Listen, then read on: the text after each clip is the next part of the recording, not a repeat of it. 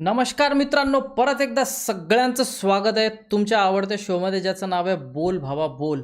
आणि मागच्या वेळेस आपला पहिला एपिसोड होता. नवीन उपक्रम स्टार्ट केला होता. नवीन उपक्रमामध्ये आपण इतका भरभरून प्रतिसाद दिला त्याबद्दल सर्वांचे परत एकदा मनपूर्वक आभार. आणि मागच्या 2 आठवड्यामध्ये आपल्याला शो घ्यायचा होता, एपिसोड करायचा होता, बट या टॉपिकच्या रिलेटेड लोक अवेलेबल नव्हते, त्यांच्या एक्झाम्स होत्या. त्याच्यामुळे आपण पोस्टपोन केला होता शो आणि या आठवड्यामध्ये आपण आता हा एपिसोड घेतोय. जे की मागच्या वेळेसच मी तुम्हाला सांगितलं होतं, यानंतरचा जो एपिसोड राहील त्याचा टॉपिक राहील स्पर्धा परीक्षा. तर मग स्पर्धा परीक्षा, आता स्पर्धा परीक्षा तर प्रत्येकांना विषय हा माहिती आहे. त्या अगोदर, या खोलात जाण्या अगोदर आपल्यासोबत बोलण्यासाठी सगळे वेगवेगळ्या क्षेत्रातले लोक आहेत. जे कोणी स्पर्धा परीक्षा उत्तीर्ण होऊन आलेले आहे, कोणी तयारी करते, कोणी जे तयारी करतायत त्यांना मार्गदर्शन करत आहे. सगळ्या प्रकारचे लोक आज बोलण्यासाठी आपल्याकडं आहेत.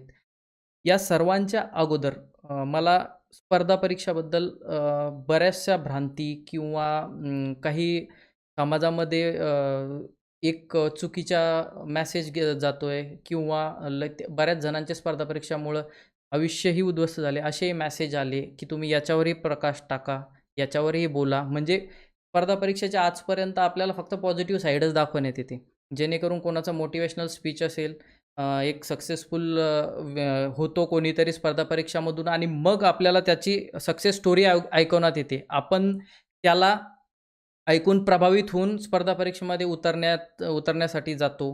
पण पुरेपूर माहिती, गाईडन्स, मार्गदर्शन नसल्याअभावी आपण यशस्वी होऊ शकत नाही. किंबहुना त्याच्यामध्ये जास्त वेळ घालवतो. तर याच सगळ्या गोष्टींचा, पॉझिटिव्ह आणि निगेटिव्ह दोन्ही गोष्टींच्या चर्चा आणि विचार विनिमय करण्यासाठी आज आपण हा विषय निवडला आहे, ज्याचं नाव आपण ठेवलेलं आहे स्पर्धा परीक्षा, यशाचा राजमार्ग की मृगजळ. तर सर्वात पहिले आपले जे आजचे गेस्ट आहेत, सहभागी जितके लोक आहेत, आपण त्यांचा इंट्रो घेणार आहोत. त्याच्या अगोदर आपण त्यांच्याकडे जाऊया. तर चला मग आपण आपल्या आजच्या पाहुण्यांकडे जाऊया.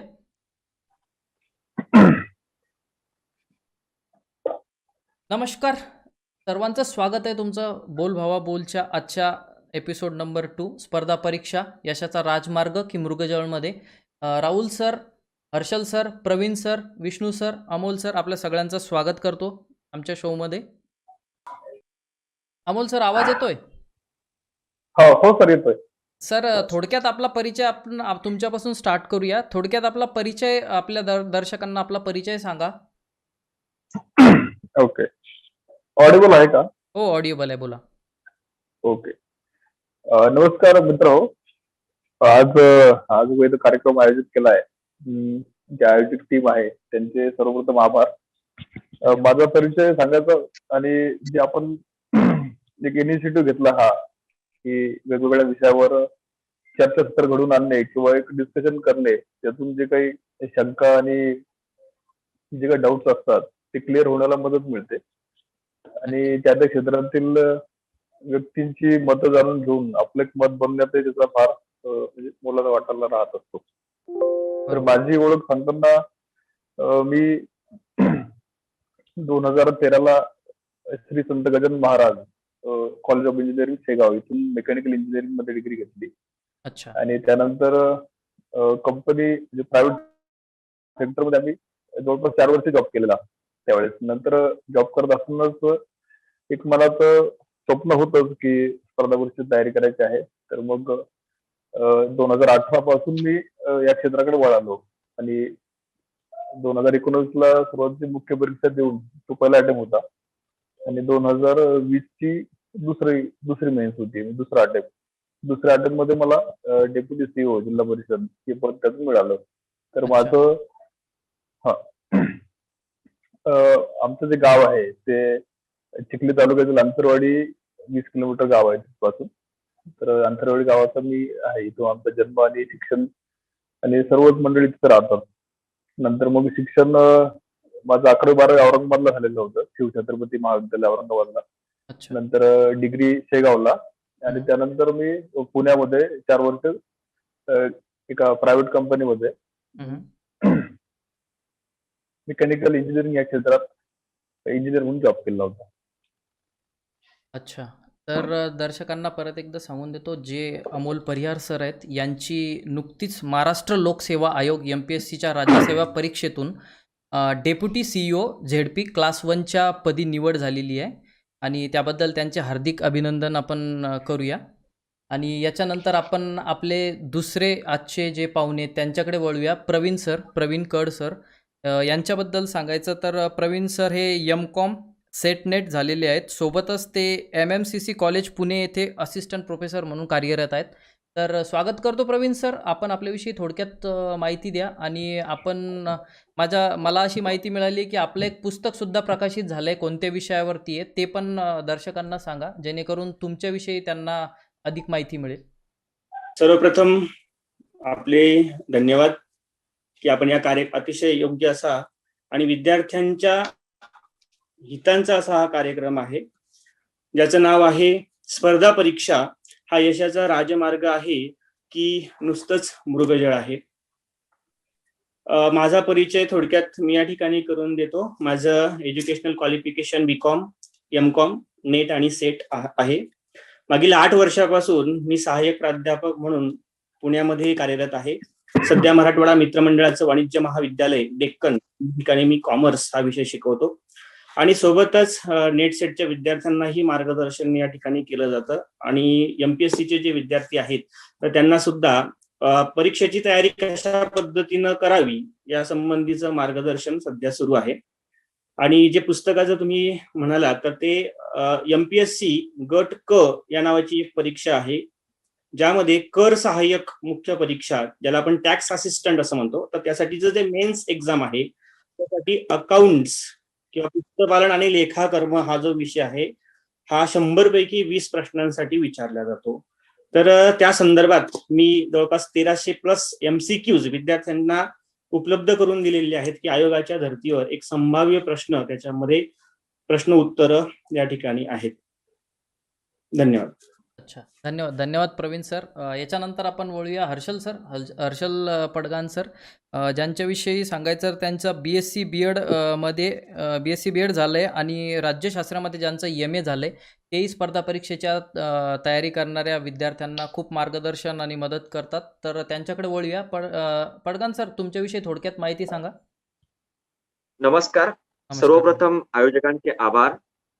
युनिसेक्स फॅक्टरी यांच्याकडून स्पॉन्सर्ड केलेला हा स्पर्धा परीक्षेच्या विद्यार्थ्यांसाठीचा एक स्तुत्य उपक्रम, तर त्याबद्दल आयोजकांचे आभार आणि सर्व मान्यवरांचे एक मनपूर्वक स्वागत या कार्यक्रमामध्ये. की स्पर्धा परीक्षेच्या विद्यार्थ्यांना आपल्याकडून एक चांगला सल्ला या कार्यक्रमाच्या माध्यमातून आपण नक्कीच देणार आहोत आणि यातली वास्तविकताही आपण दर्शकांपर्यंत सांगूयात.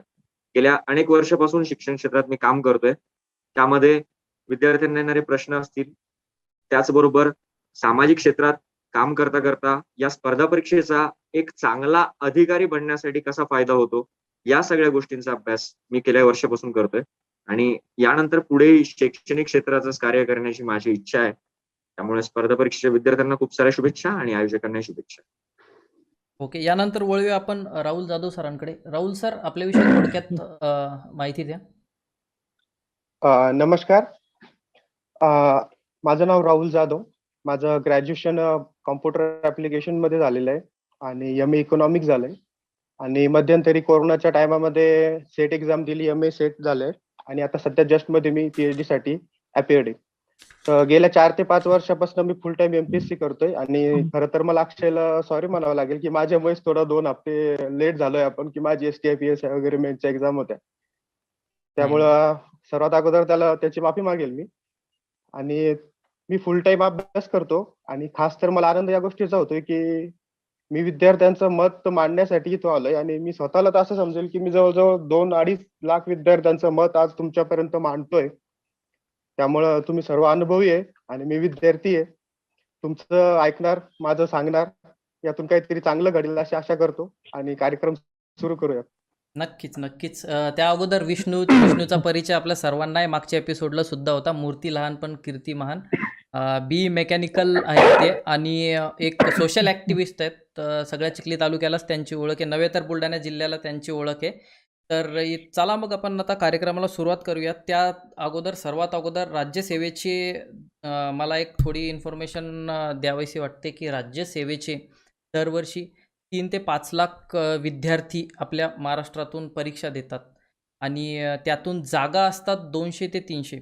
तर याच धर्तीवरती आपला सगळ्यात पहिला प्रश्न आहे आपल्या पूर्ण सहभागी लोकांसाठी की जर का येथे सक्सेसचा रेशो 0.01% आहे, तरी पण या क्षेत्राकडे इतके लोक अट्रॅक्ट कसे काय होतात? म्हणजे राज्यसेवा असो, कोणती स्पर्धा परीक्षा असो, ज्याच्यामध्ये लाखोच्या संख्येने लोक सहभागी होतात, मुलं सहभागी होतात, फॉर्म भरतात, गरिबांचे, शेतकऱ्यांचे मुलं असतात वगैरे सगळे. पण त्यांचा सक्सेस रेशो फक्त या परीक्षेचा फक्त 0.01% आहे. तरी पण याचा लाखो फॉर्म येतात आणि इतके लोक फॉर्म भरताना त्यांना जवळपास 99.99% लोकांना याच्यात फेल्युअर सामोरे जावं लागतं. पण तरी पण या क्षेत्राकडे इतकं अट्रॅक्शन कशामुळे? नेमकं कारण काय? सगळ्यात पहिले आपण हे जाणून घेऊया आणि त्याच्यानंतर आपण बाकीच्या कॉन्सिक्वेन्सेसकडे आणि कोन्स अँड प्रॉन्सकडे वळूया. मला सगळ्यात पहिले हर्षल सरांना विचारायचं आहे की आपण बऱ्याच विद्यार्थ्यांची तयारी करून घेता वगैरे, शिक्षण क्षेत्रात आपण बऱ्याच दिवसापासून काम करता आणि अमोल सरांना पण आहे, कारण अमोल सर याच स्पर्धेतून वरती आलेले आहेत, जे की सध्या MPSC थ्रू कार्यरत झालेले आहेत सेवेमध्ये. तर मला हे जाणायचं आहे की इतका रेशो कमी असताना सुद्धा लोक याच्याकडे अट्रॅक्ट का होते, विद्यार्थी याच्याकडे अट्रॅक्ट का होते, याचं मेन कारण काय? सर्वप्रथम तर स्पर्धा परीक्षा या क्षेत्राकडे असलेलं वलय जे आहे ते आपल्याला समजून घ्यावं लागेल. ज्यावेळेस ब्रिटिश काळापासून स्पर्धा परीक्षा ह्या सर्वांसाठी खुल्या करण्यात आल्या, त्यावेळेस सुरुवातीला ICSE परीक्षेच्या माध्यमातून अधिकारी भरती व्हायची. त्यामध्ये महाराष्ट्रातले त्यावेळेचे CD देशमुख हे त्यामध्ये प्रथम आले होते. त्यानंतर UPSC, MPSC या परीक्षांमध्ये महाराष्ट्रीयन लोकांचा कल जो आहे तो वाढत गेला. यामध्ये अजून एक गोष्ट महत्वाची आहे की या सेवांना त्यावेळेस एक स्टील फ्रेम म्हटलं जायचं. ही स्टील फ्रेम जी असते तर त्यामध्ये आत जाण्याचं, डिसिजन मेकिंग करण्याचं एक मोठं प्लॅटफॉर्म आपल्याला स्पर्धा परीक्षेतून मिळत असतो. यामध्ये फक्त पगार कमवणे आणि एक चांगलं करिअर मिळणे हा तर यामधला एक स्वाभाविक वैशिष्ट्य आहेच, पण याच बरोबर या क्षेत्रामध्ये तुम्ही जर बघितलं तर इतर प्रायव्हेट कंपन्यांपेक्षा तुमच्या हातामध्ये येणारी जी पॉवर असते, शेवटी पॉवर जी आहे तर ती प्रत्येकाला हवी असते आणि त्यामध्ये या क्षेत्रात आल्यानंतर पॉवर कशी वापरायची, लोकांच्या भल्यासाठी वापरायची, कोणाला स्वतःचं काहीतरी मोटिव्ह सिद्ध करायचं आहे म्हणून वापरायची. गेल्या काही वर्षाआधी त्याला एक लाल दिव्याच्या गाडीकडे बघण्याचा दृष्टिकोन होता, पण काही दिवसाआधी तो लाल दिवा बंद करण्यात आलाय. त्यामुळे एक लाल दिव्याचं स्वप्न घेऊन लोक या क्षेत्रामध्ये येतात. अमोल सर, तुम्ही काय सांगू शकता या क्षेत्राचं एवढं अट्रॅक्शन का निर्माण झालेलं आहे? आता व्हिडिओ ऑन करावा लागेल ना मला? हो, व्हिडिओ ऑन करा. आता तुम्ही तर लाभार्थी आहेत या गोष्टीचे, तर तुमचा अभिप्राय आम्हाला नक्कीच ऐकून घ्यायला आवडेल.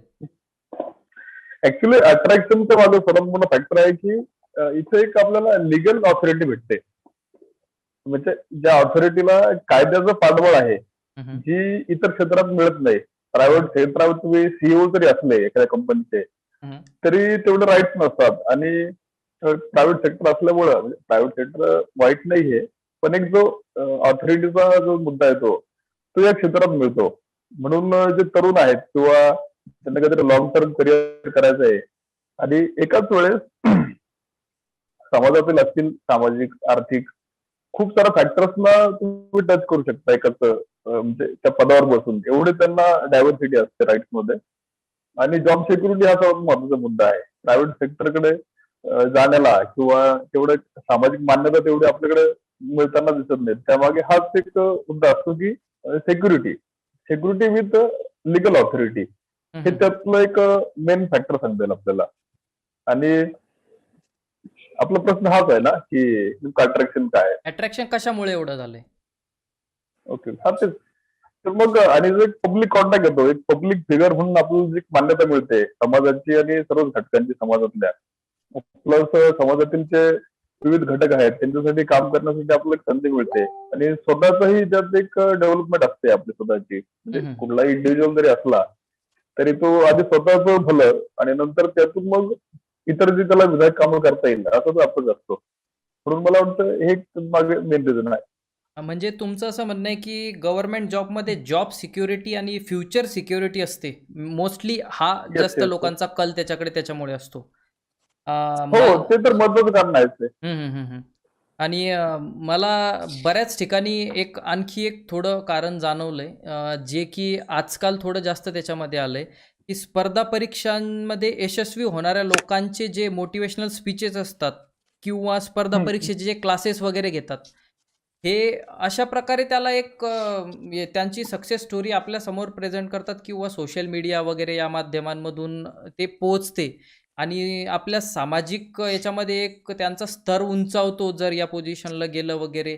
तर हेही एक प्रकारचं मृगजळ घालून देण्यात येतं आणि ज्याच्यामुळे की मुलं असो की मुलांचे आई वडील असो, सरकारी नोकरीमध्ये आता जॉब सिक्युरिटी आहे, फ्युचर सिक्युरिटी आहे, हे तर सगळं बरोबर आहे, प्रत्येकाला ती गोष्ट माहितीच आहे.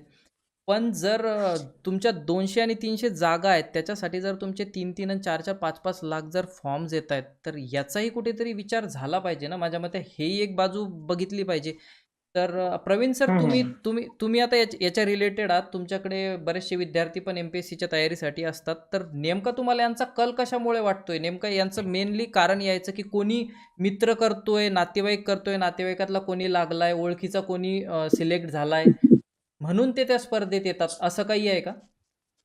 नक्कीच या प्रश्नाचं जर आपण उत्तर शोधायला गेलो तर आपल्या हेडिंग मध्येच आहे की हा राजमार्ग आहे की मृगजळ आहे. हम्म, आता मृगजळ म्हणजे काय ते आपल्याला माहिती आहे, जसं की ते हरिण असतं एक, बरोबर, हम्म, आणि त्याला कुठेतरी असं उन्हाळ्यामध्ये खूप तहान लागलेली असते आणि त्या उन्हाच्या झळा त्याला भुरळ घालतात. हम्म. त्या झळा की तिथे पाणी आहे असं त्याला वाटतं आणि ते त्या जोपर्यंत ते पाणी हाती लागत नाही तोपर्यंत ते त्याच्या मागे मागे मागे मागे मागे जात असतं आणि बरोबर. शेवटी त्याच्या हातात काही येत नाही, शेवटी ते दमतं आणि मरतं. हम्म, हम्म, हम्म. म्हणजे खरं मृगजळ असं आहे. परंतु स्पर्धा परीक्षेच्या बाबतीत आपल्याला जर सांगायचं झालं तर आपल्याला असं म्हणता येईल की इथे अल्पजळ आहे, ज्याला मी हम्म. पाणी असं म्हणतो. म्हणजे अच्छा. पाणी कमी आहे आणि ते पाणी प्यायला आलेली हरणं खूप मोठ्या प्रमाणात आहे. त्याची आपण गणतीच करू शकत नाही. खरे म्हणजे प्रॉब्लेम हा झालेला आहे. त्याच्यामुळे जर पाण्याचा साठा जर वाढला तर प्रत्येक हरिण या ठिकाणी पाणी पिऊ शकेल. ही पहिल्यांदा पाण्याचा गोष्ट साठा नाही. आपण क्लिअर केली.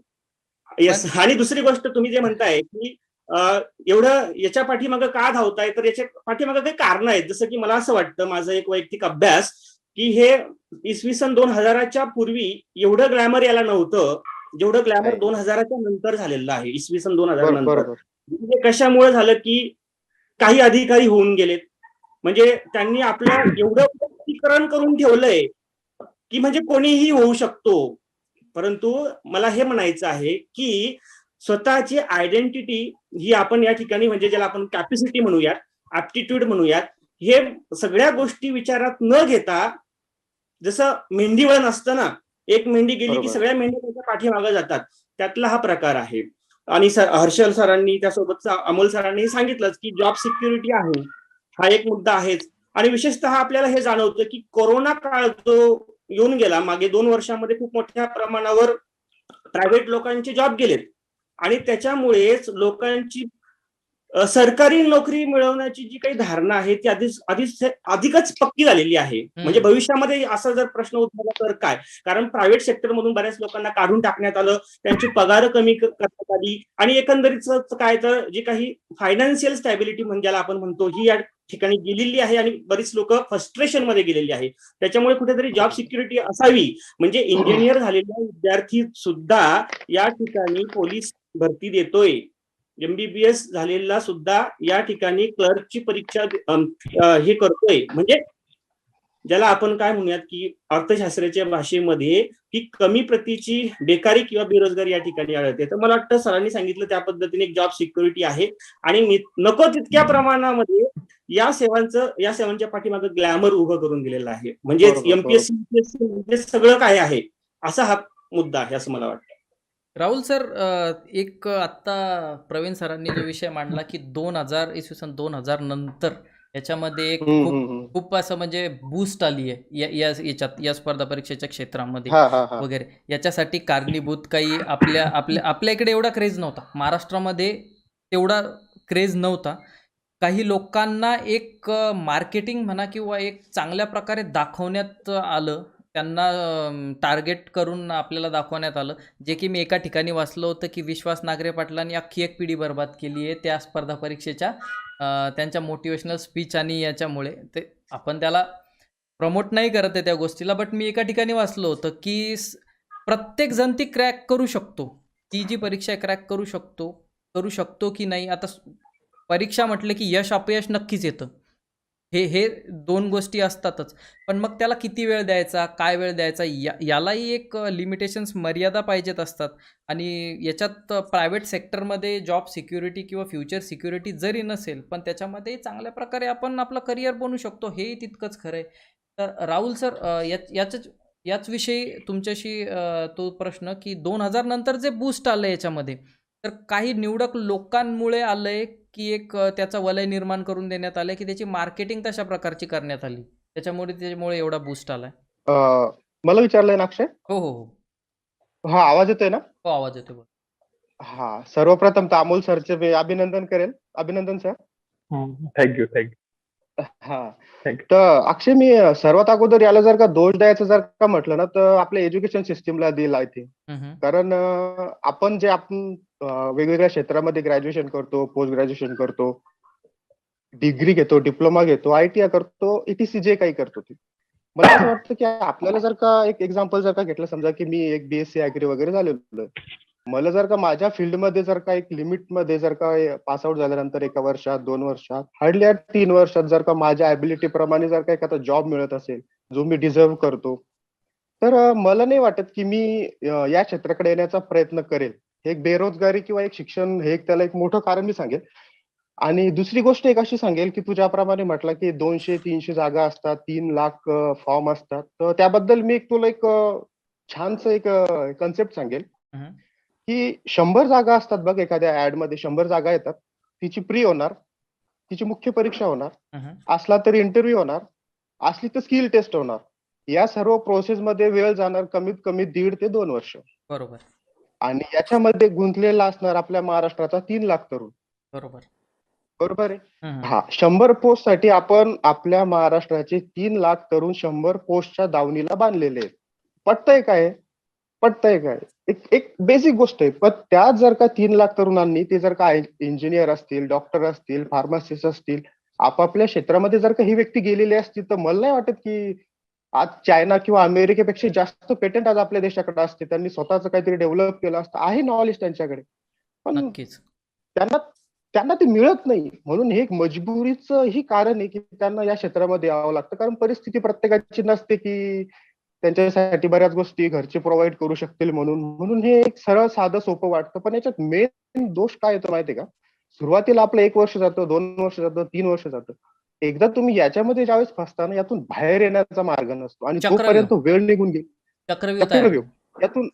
यातून मागे जाण्याचा रस्ता नसतो आणि जे आपल्या सोबतचे असतात ना, ते खूप समोर निघून गेलेले असतात. आता तुम्हाला अगोदर म्हटलं ते क्लासचं उदाहरण दिलं, तर याच्यामध्ये मी क्लासवाल्यांनाही बऱ्यापैकी दोष देईल, म्हणजे वैयक्तिक कोणी.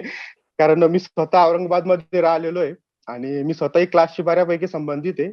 मी नाव नाही घेणार, पण माझ्या स्वतःचे अनुभव असे की एखाद्या माझ्या मित्रांना, बऱ्याच जणांपैकी एखाद्या व्यक्तीला पोस्ट मिळाली, तर अख्ख्या औरंगाबाद मधल्या क्लासच्या प्रत्येक बॅनरवर त्या आमच्या मित्राचा फोटो असतो. आता तो सामदान भेद कशा पद्धतीनं असतो तो काही सांगायचा विषय वेगळा येतो. बरोबर. पण मग विषय काय येतो माहितीये का? स्टोरी बनते आणि सक्सेस स्टोरी ही नंतर बनते. तू ज्याप्रमाणे म्हटला की मागच्या 10 वर्षामध्ये ज्यांनी, मी तर म्हणेल अख्खी पिढी बरबाद केली, याबद्दल आपलं अगोदर डिस्कशनही झालेलं आहे. मी नाव नाही घेणार कोणाचं. आणि हा जो टायमिंग होता ना अक्षय, ज्यावेळेस आपण ग्रॅज्युएशनचा आपला त्यानंतरचा सोशल मीडिया ऍक्टिव्हेट होत गेली बघ. बरोबर. तुम्ही चांगलं करा, वाईट करा, म्हणजे तुम्ही लादेनला पण बघू शकत होते आणि तुम्ही डॉक्टर APJ अब्दुल कलाम यांना पण बघू शकत होते. ह्या गोष्टी खूप डेव्हलप झाल्या मागच्या 5-10 वर्षामध्ये. त्यामुळे काय झालं, सांगणाऱ्यांनी अशा पद्धतीने सांगितलं की खूप इझी आहे, खूप फ्लो मध्ये होतं. त्याचे वाईट गुण नाही तुम्हाला दाखवून देण्यात आले. आणि सर्वात महत्वाचं म्हणजे बी प्लॅन आणि तुम्ही बाहेर पडण्याची योग्य वेळ. बाहेर पडण्याची योग्य वेळ जर का तुम्हाला माहित असेल ना, तुम्ही नक्की करा. अवश्य करा, तुम्हाला अधिकार आहे करण्याचा, पण एक बी प्लॅन तयार ठेवा आणि त्यातून स्वतः एक्झिट होण्याचा एक टाइम पिरियड फिक्स ठेवा. हर्षल सर, तुम्ही माझा तुम्ही अमोल सरांना एक प्रश्न आहे. हा बोल विष्णू. अमोल सरांना एक प्रश्न आहे. तर आणि- प्रथमतः तुमचं अभिनंदन, आता तुम्हाला जी पोस्ट मिळाली त्याच्याबद्दल. सर, मला तुम्हाला एक प्रश्न विचारायचा होता की बाबा आता जे चालू आहे, जे एमपीएससी मधून जे मुलं डीसी होतात किंवा डीपीसी होतात तुमच्यासारखे, तर अशा मुलांचा एक भाषणाचा एक पॅटर्न बनलेला असतो किंवा मुंबई पुणे सारख्या कोचिंग इन्स्टिट्यूटचा एक पीआर इव्हेंट असतो. तर अशा ठिकाणी जी मुलं प्रभावित होतात किंवा तिथले काही जे डेप्टी सीओ झालेले असतात, अशा लोकांच्या किंवा मग आयएएस किंवा युपीएससी मधून जे लोक आयएएस झालेले असतात किंवा आयपीएस झालेले असतात, अशा लोकांचा जो काही आपला भाषणाचा एक हे असतो, म्हणजे काय आपल्याला पॉइंट म्हणता येईल की त्या पद्धतीने त्यांची एक भाषणाची शैली बनलेली असते. तर या भाषणामधून मुलं प्रभावित होऊ शकतात का, किंवा मग तुम्ही यामध्ये किती हे आहेत किंवा मुलं प्रभावित होऊन त्या पद्धतीने अभ्यास करू शकतात का? तुम्हाला याच्याबद्दल काय बोलावं? म्हणजे एक मोटिवेशन त्यांना त्याच्यातून मिळून करू मोटिवेशन मिळतं शकतात. का? तर ऍक्च्युली माझं पर्सनल मत असं आहे की मी कुठलाच मोटिवेशनल व्हिडिओ पाहत नाही. कारण की काय असतंय, म्हणजे ते मोटिवेशन त्या दिवसापर्यंतच लिमिटेड राहतं. Technique आपण असतं, जोपर्यंत बरोबर. त्या हॉलमध्ये आहे. ऑडिबल आहे ना? हो, ऑडिओबल आहे, बोला. हा, म्हणजे जे मोटिवेशन एक्सटर्नल नको, म्हणजे जर आपल्याला जर प्रयत्न करता आला तर इंटरनल मोटिवेशन असलं पाहिजे. आज समजा कोणी टॉपर आहे किंवा एकदा व्यक्ती टॉपर आली किंवा त्या लिस्ट मध्ये जर त्याचं नाव आलंय, त्यांचा प्रत्येक वर्ड लिगल समजला जातो, ही आपल्याकडे सर्वात मोठी गल्लत होते. म्हणजे आता समजा माझं जर उदाहरण घेतलं तर आज मी जे सांगणार आहे सर्वांना एकदम योग्य वाटणार आहे, किंवा कारण की माझ्याकडे आजच पोस्ट आहे. बरोबर. तर हे जे आपण एक लार्जर दॅन लाईफ इमेज बनते आणि त्याचा जो प्रत्येक शब्द आपला ऑथेंटिकेट वाटतो त्या ठिकाणी बोलताना, आणि आपण ते आपल्यावर अप्लाय करायचा प्रयत्न करतो, तर त्याचा फार काळ जास्त उपयोग होत नसतो. कारण की ते एक्सटर्नल मोटिवेशन असतं. जे आपलं इनसाइड जी फिलिंग असते, ज्यावेळेस आपण निर्णय घेतलेला असतो की मला एमपीएससी करायची आहे, मला युपीएससी करायची आहे, ती फिलिंग आपण जिवंत ठेवली पाहिजे. ती सर्वात मोठी फिलिंग असते आणि तीच आपल्याला शेवटपर्यंत साथ देत असते. ते आपलं खरं मोटिवेशन असलं पाहिजे. म्हणजे जे इंटरनल मोटिवेशन आहे तेच सस्टेनेबल असतं. External motivation 1-2 दिवसापुरतं टिकतं. आपण काय त्या दिवशी अर्धा तास अभ्यास करणार, परत ते एनर्जी आपली डाऊन होऊन जाते. त्यामुळे त्याचा फारसा फरक पडत नाहीये. आणि उलट एक निगेटिव्ह इम्पॅक्ट असा होताना दिसतो की म्हणजे पोस्ट मिळवणं म्हणजे खूप लार्जर दॅन लाईफ ते टार्गेट होऊन जातं. म्हणजे टार्गेट ह्युमन असलं पाहिजे. ह्युमन म्हणजे अचिव्हेबल असलं पाहिजे टार्गेट. हा एक महत्वाचा कन्सेप्ट असतो टार्गेट सेट करताना. आता मी आज जर म्हटलं की मला पीएम व्हायचंय, तर ते तेवढं शक्य नाहीये. म्हणजे बरोबर. इनकेस होऊ शकतो, पण जे काय हे असतं त्या गोष्टीचा क्रायटेरिया असतो, तर अचिव्हेबल टार्गेट असलं पाहिजे. आता बरेच मी मित्र पाहिले माझे की ते म्हणजे युपीएससी करतात, 4-4 वर्ष युपीएससी मध्ये जातात. अमोल सर, आता विष्णूने जो प्रश्न विचारला त्याच्यातूनच आता मी तुम्हाला एक प्रश्न विचारतोय की आता तुम्ही सक्सेसफुल झाले, तुमची एक सक्सेस स्टोरी आम्हाला सर्वांना माहिती आहे. तुम्हाला बऱ्याच ठिकाणी बोलायलाही बोलवलं असेल, बऱ्याच जणांनी बोलवलं असेल, सगळ्या गोष्टी आहेत. बट एक तुमच्याकडून आम्हाला जाणून घ्यायचं आहे की या फील्डमध्ये खरंच सक्सेस होण्यासाठी काही फॉर्म्युला, काही कानमंत्र आहे का, की इतक्या लवकर तुम्ही झाले की बरेच वर्ष, आता माझ्या ओळखीतले बरेच आहेत की 5-5, 7-7 वर्षापासून जे तयाऱ्या करतायत, पण पहिल्या आणि दुसऱ्या अटेम्प्टमध्ये पण लोक सक्सेसफुल होतात. तर याचा काही सक्सेसचा फॉर्म्युला वगैरे काही आहे का? हा, म्हणजे एक यात एक सांगता येईल असं की म्हणजे जनरली आता आपण राज्यसेवा एक्झाम जर घेतली. हॅलो, बोला. येतोय ना आवाज? हो, येतो. हा, फॉर एक्झाम्पल राज्यसेवाचा एक्झाम आपण घेतली तर म्हणजे कम्प्लीट सिलेबस कव्हर करायला साधारणतः 1.5 वर्ष लागतात. म्हणजे मेन्सचा आणि प्रिलिमचा. आणि जेव्हा आपण पहिला अटेम्प्ट देतो मेन्सचा, तेव्हा आपलं लक्षात येतंय की हे होण्यासारखं आहे की नाही. ती फिलिंग महत्वाची असते. ते आपण ज्या दिवशी पेपर होतो, प्रत्येक त्याला जीएसटी सब्जेक्ट असतात 4 आणि लँग्वेजचे असतात. तर प्रत्येक पेपरच्या जेव्हा आपण सोडवतो तेव्हा आपल्याला कळतंय की हे अचिव्हेबल आहे की नाही, किंवा आपला अभ्यास नेमका कुठं वाढवायला पाहिजे, कुठं कमी पडतोय, हे प्रत्येक कॅन्डिडेटला त्या दिवशी लक्षात येत असतं. नेमकं करायला काय पाहिजे.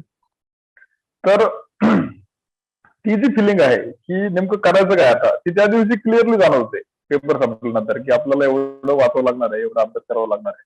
त्या फिलिंगवर जर आपण काम केलं त्या दिवशीपासून, तर पुढचे जे 6-7 महिने भेटतात, परत जे नेक्स्ट एक्झाम असते प्रिलिमची, तो जो मधला गॅप असतो, त्यात जर आपण ऑनेस्टली म्हणजे प्रामाणिकपणे जर काम केलं त्या आपल्या वीक एरियाजवर, तर हे टार्गेट अचिव्हेबल होतं. म्हणजे असं माझा पर्सनल एक्सपिरियन्स आहे. मी जेव्हा 2019ला मुख्य परीक्षा दिलेली, तर त्यावेळेस मला 396 मार्क्स होते फर्स्ट के नुसार. आणि तर मला लक्षात आलेलं की हे वीक एरियाज आहेत आणि यावर आपण काम करायला पाहिजे. तर लॉकडाऊन सारख्या पिरियड मध्ये तो एक एकांत मिळू शकला आणि त्यावर वर्क करता आलं.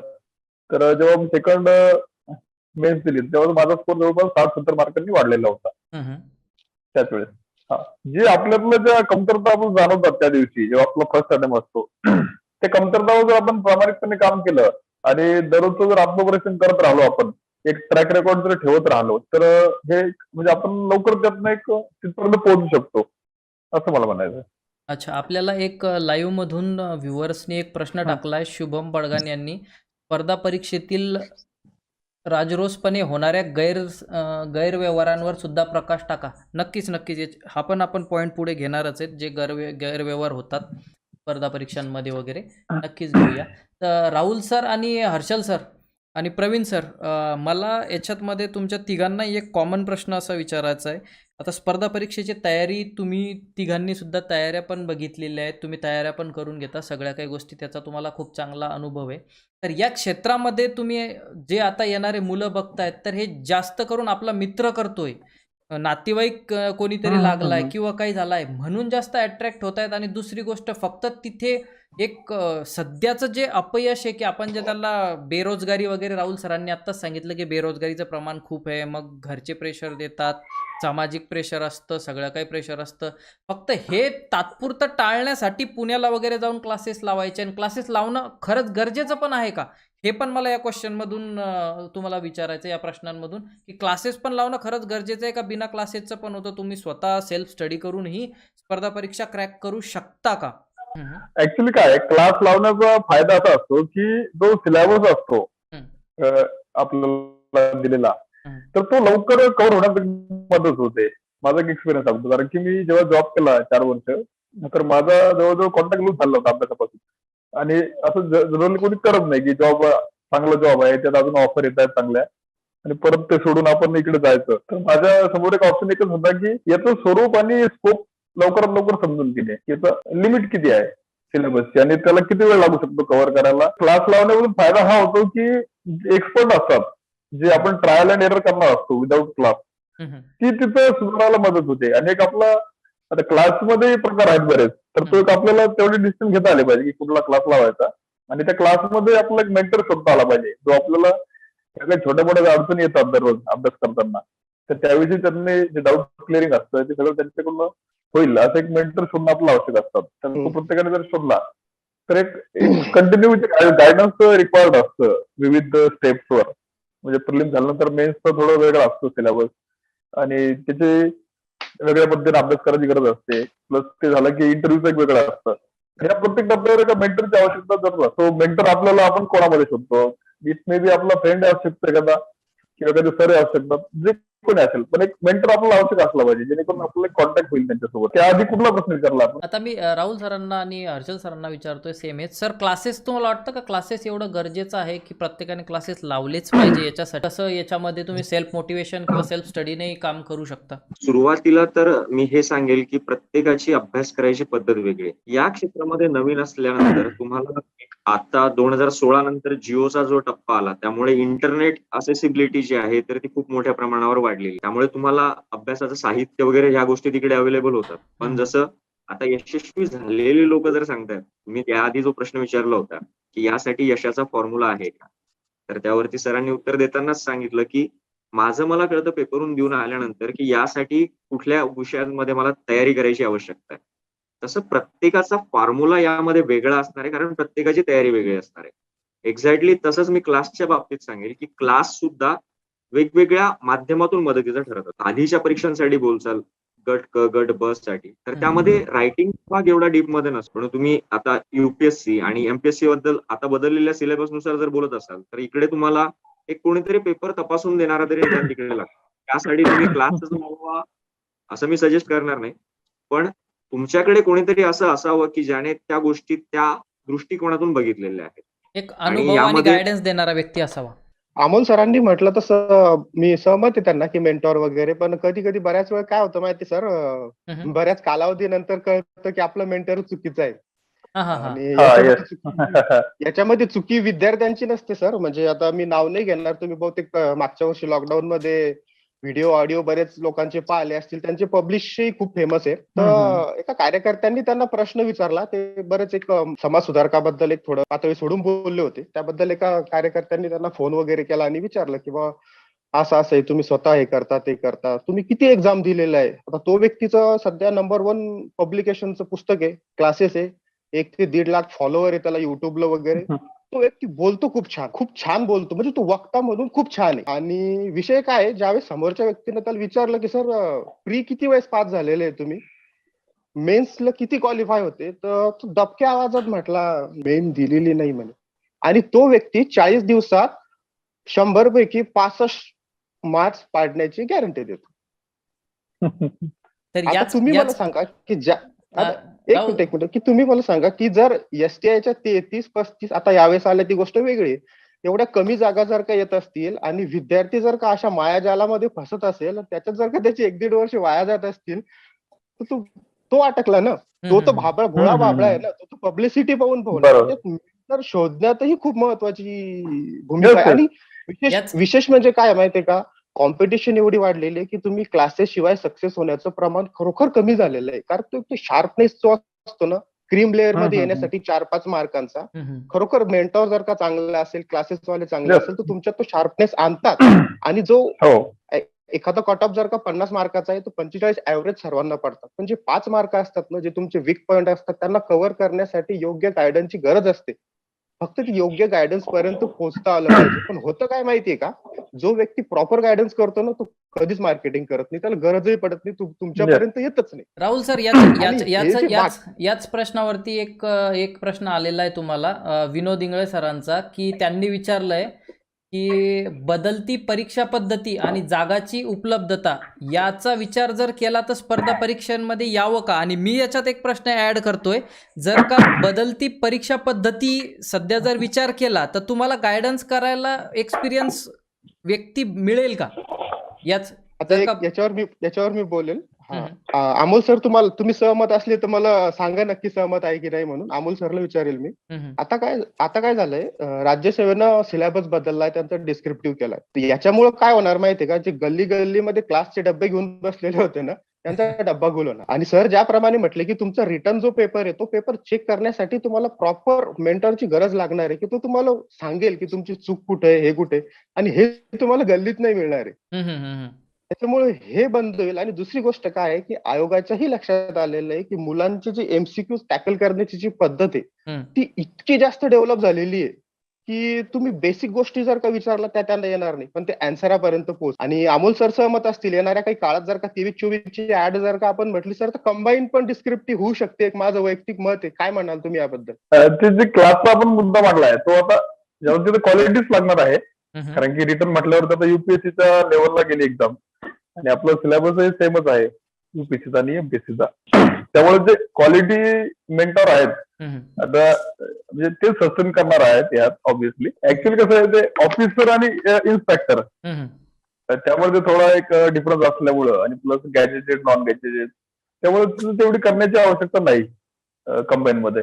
म्हणजे आयोगाचा मोटिव्हच हा होता पॅटर्न चेंज करण्यामध्ये, की एक एक्सप्रेसिव्ह जे ऑफिसर आहेत ते तयार व्हायला पाहिजेत.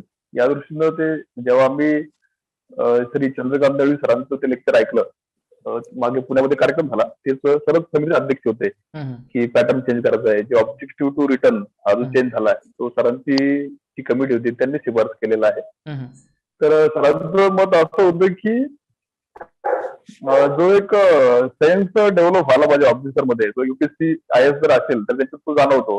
पण तेच आपले एमपीएससी विद्यार्थी असतील, इव्हन म्हणजे डीसी झालेले असतील किंवा क्लासरूम कॅन्डिडेट पोस्टर असतील, तर तेवढासा त्यांना काहीतरी दिसत नव्हता, किंवा असं त्याचं मत होतं की तेवढं काही दिसत नाहीये आपल्या राज्यसेवेमधून. तर तो एक महत्वाचा मुद्दा होता. पण त्याला आता बरेचसे वादविवाद होऊ शकतात. पण एक यामुळे निश्चितच एक मेंटरची गरज भासणार आहे, एवढं मात्र निश्चित आहे. कारण की रिटर्न म्हटल्यावर आपल्याला पेपर चेकिंग करून घेणं आलं, आणि त्यात अजून जे काही मॉडिफिकेशन लागतात आपल्या आन्सर मध्ये ते सुद्धा आले. जेवढं क्वालिटी आन्सर आपण देऊ तेवढं त्यांचे चान्सेस जास्त राहणार. त्यामुळे मेंटरची इथं गरज राहणार आहे, पण त्याला क्वालिटी मेंटर लागणार त्याला.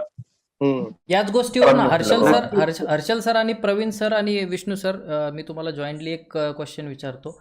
एक चांगला मेंटर किंवा गायडन्स मिळायला पाहिजे आपल्या सर्वांची, याला हमी आहे, काही चुकीचं नाहीये. पण याच्यामध्ये दोन प्रकारचे विद्यार्थी असतात.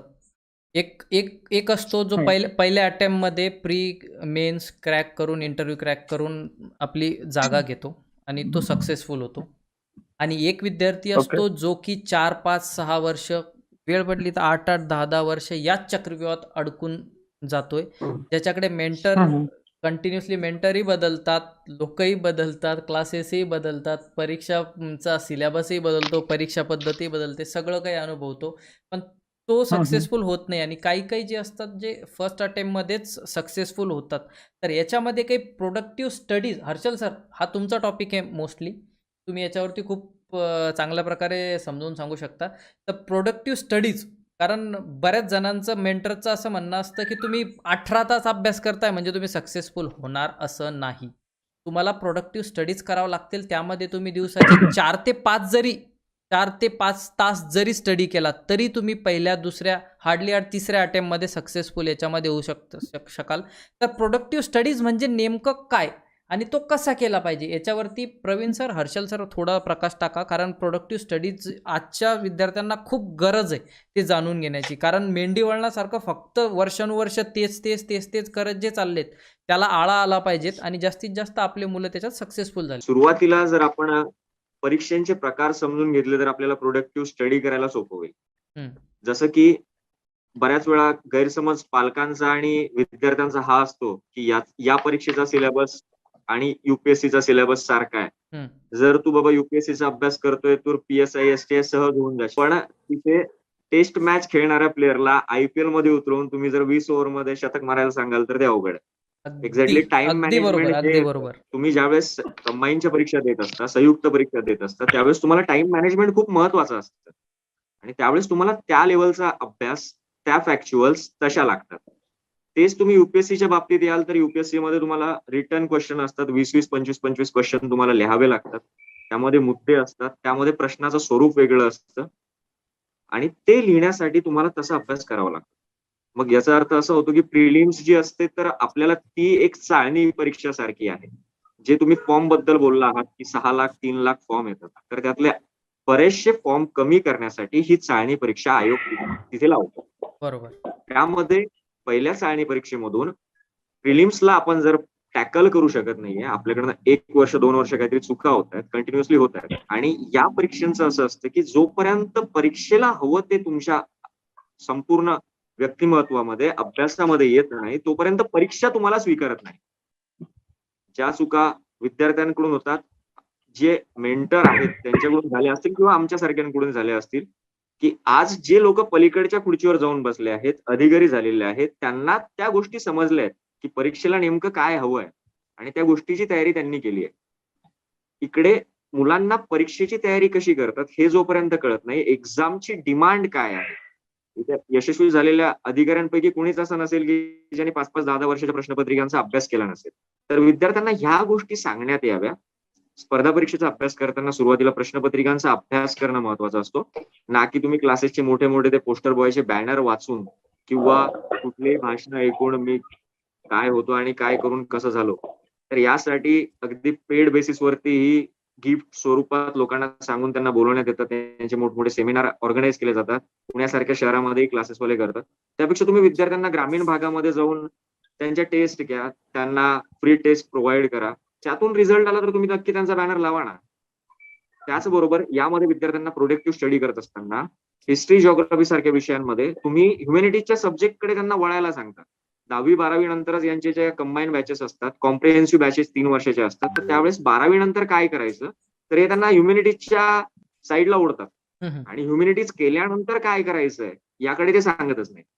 आजकाल BA MA करणाऱ्या पोरांचं प्रमाण जे वाढत आहे, आता विश्वास नागरे पाटलांचं नाव तुम्ही घेतलं तर विश्वास नागरे पाटलांचा काळ 1997चा होता. त्या काळात त्यांनी जे म्हटलंय तर ते त्यावेळेस योग्य होतं. पण आजचा काळ बदललाय की ही परीक्षा कोणीही करू शकतं यावेळेस, कारण त्यावेळेस तेवढे साधनं अवेलेबल नव्हते. आणि लोकांचा आत्मविश्वास वाढवण्यासाठी ते वाक्य तितकं त्यावेळेस महत्वाचं होतं. बरोबर. याचा अर्थ असा होत नाही की कोणीही करू शकतं म्हणजे कोणीही त्यामध्ये डोळे बंद करून उडी मारावी.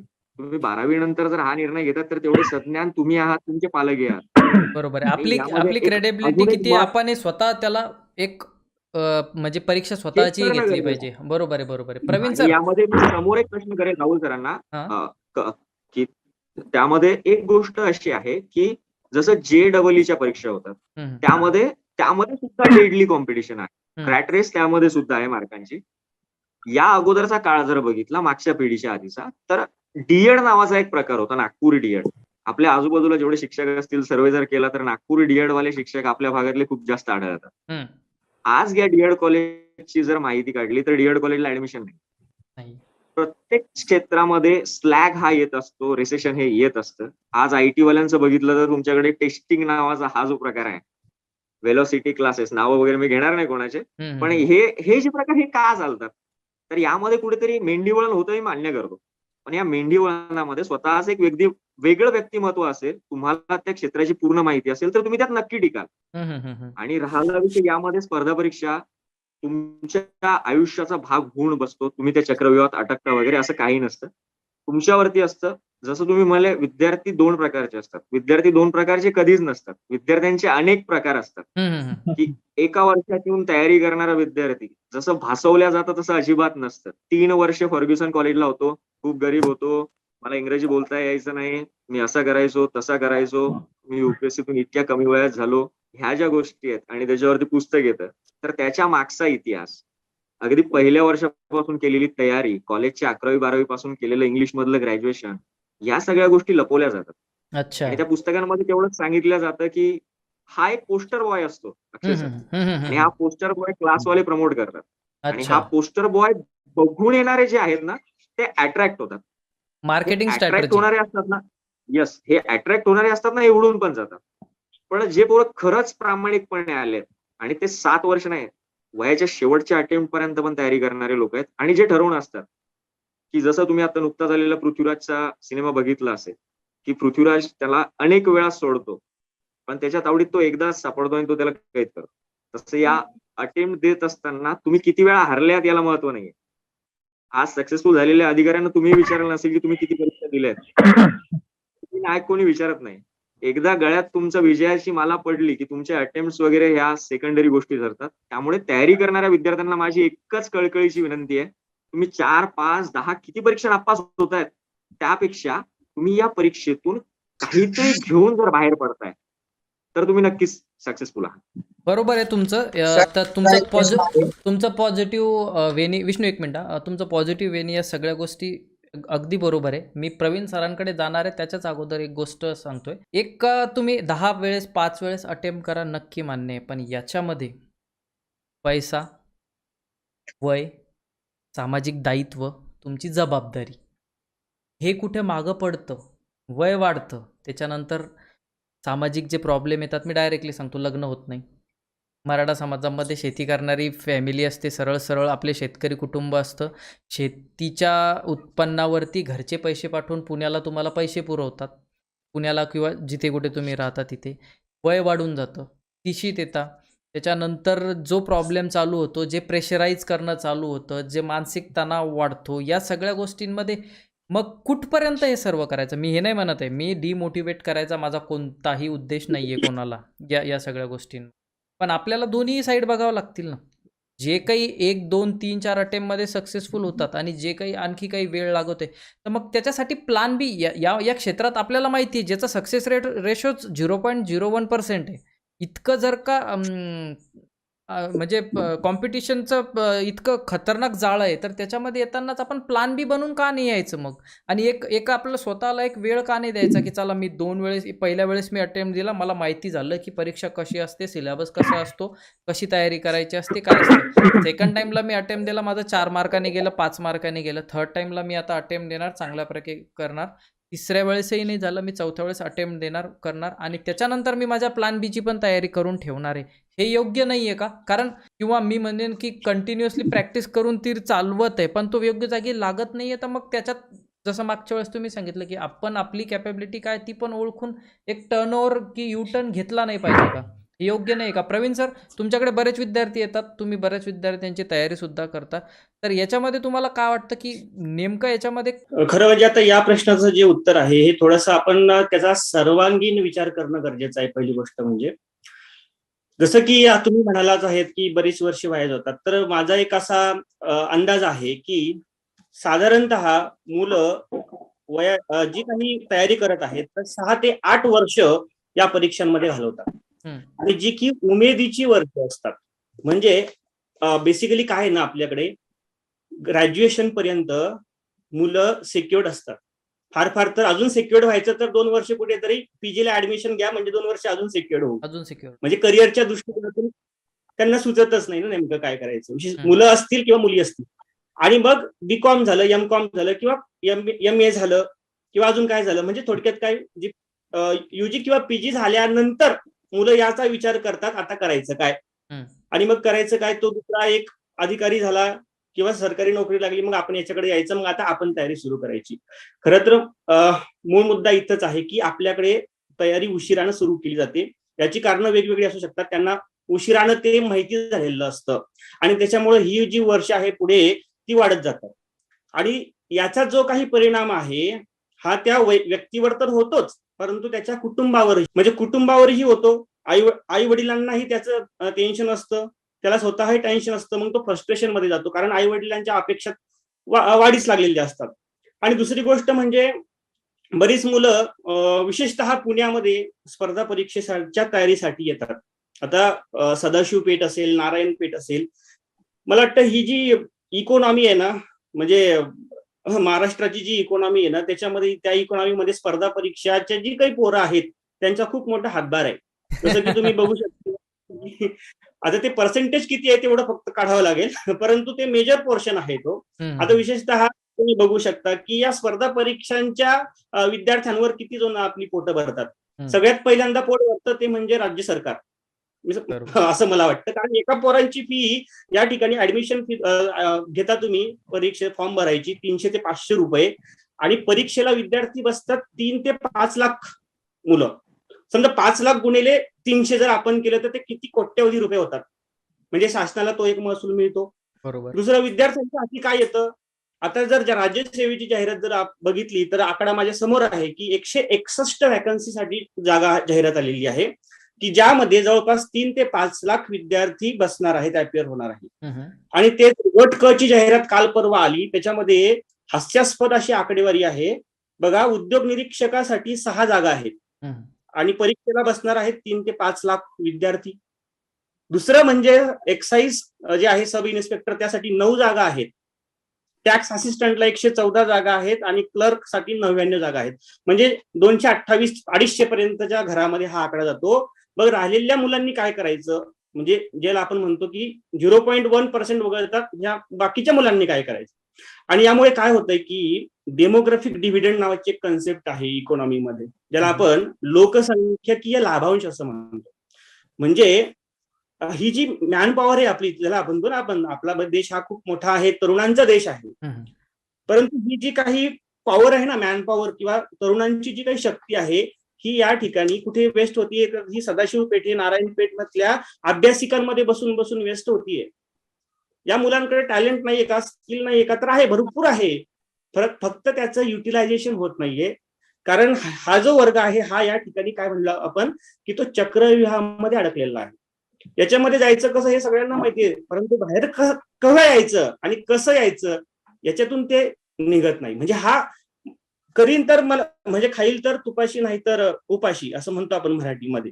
म्हणजे विद्यार्थी हा एवढा अट्टहास का करतात, मला असं म्हणायचं आहे. बरोबर जर तुम्ही येस, फक्त आपल्याला किती वर्ष द्यायची आहेत हे या ठिकाणी प्रत्येकानं आयडेंटिफाय केलं पाहिजे. मला तर असं वाटतं की 2 वर्ष फुल टाइम या ठिकाणी दिले पाहिजे, आणि नाही झालं तर दुसरं केलं पाहिजे. आणि तुम्ही जे शेवटचे एक बोललात त्याबद्दल की आपण या ठिकाणी प्लॅन बी रेडी ठेवला पाहिजे. माझं वैयक्तिक असं मत आहे की आपण स्पर्धा परीक्षांकडेच प्लॅन बी म्हणून राहावं, आणि आपला जो प्लॅन ए आहे त्याच्यावर चांगल्या पद्धतीने काम करत राहावं. हे काम करत असताना स्पर्धा परीक्षा जर माझी झाली तर मी ती जॉईन करेन, तेव्हा कुठे हे जे चित्र आहे ना हे पलटायला सुरुवात होईल असं मला वाटतं. तर बरोबर आहे, तुम्ही जे बोललात ते पण एक गोष्ट की एक प्लॅन बीच स्पर्धा परीक्षा हा पाहिजे. पण जर एवढी कॉम्पिटिशन आहे तर याला प्लॅन बी कन्सिडर करणं म्हणजे मेन याला वेळ इथे 16-17 तास घालून सुद्धा लोक सक्सेसफुल नाही होते. मग याला जर प्लॅन बी बनवलं कड सर जसे म्हटले की विद्यार्थी स्पर्धा परीक्षेमध्ये एनर्जी वेस्ट करतात, तर त्यांना एक मी सांगू इच्छितो की सर, कुठलाच विद्यार्थी एनर्जी वेस्ट करायसाठी या क्षेत्रामध्ये येत नसतो.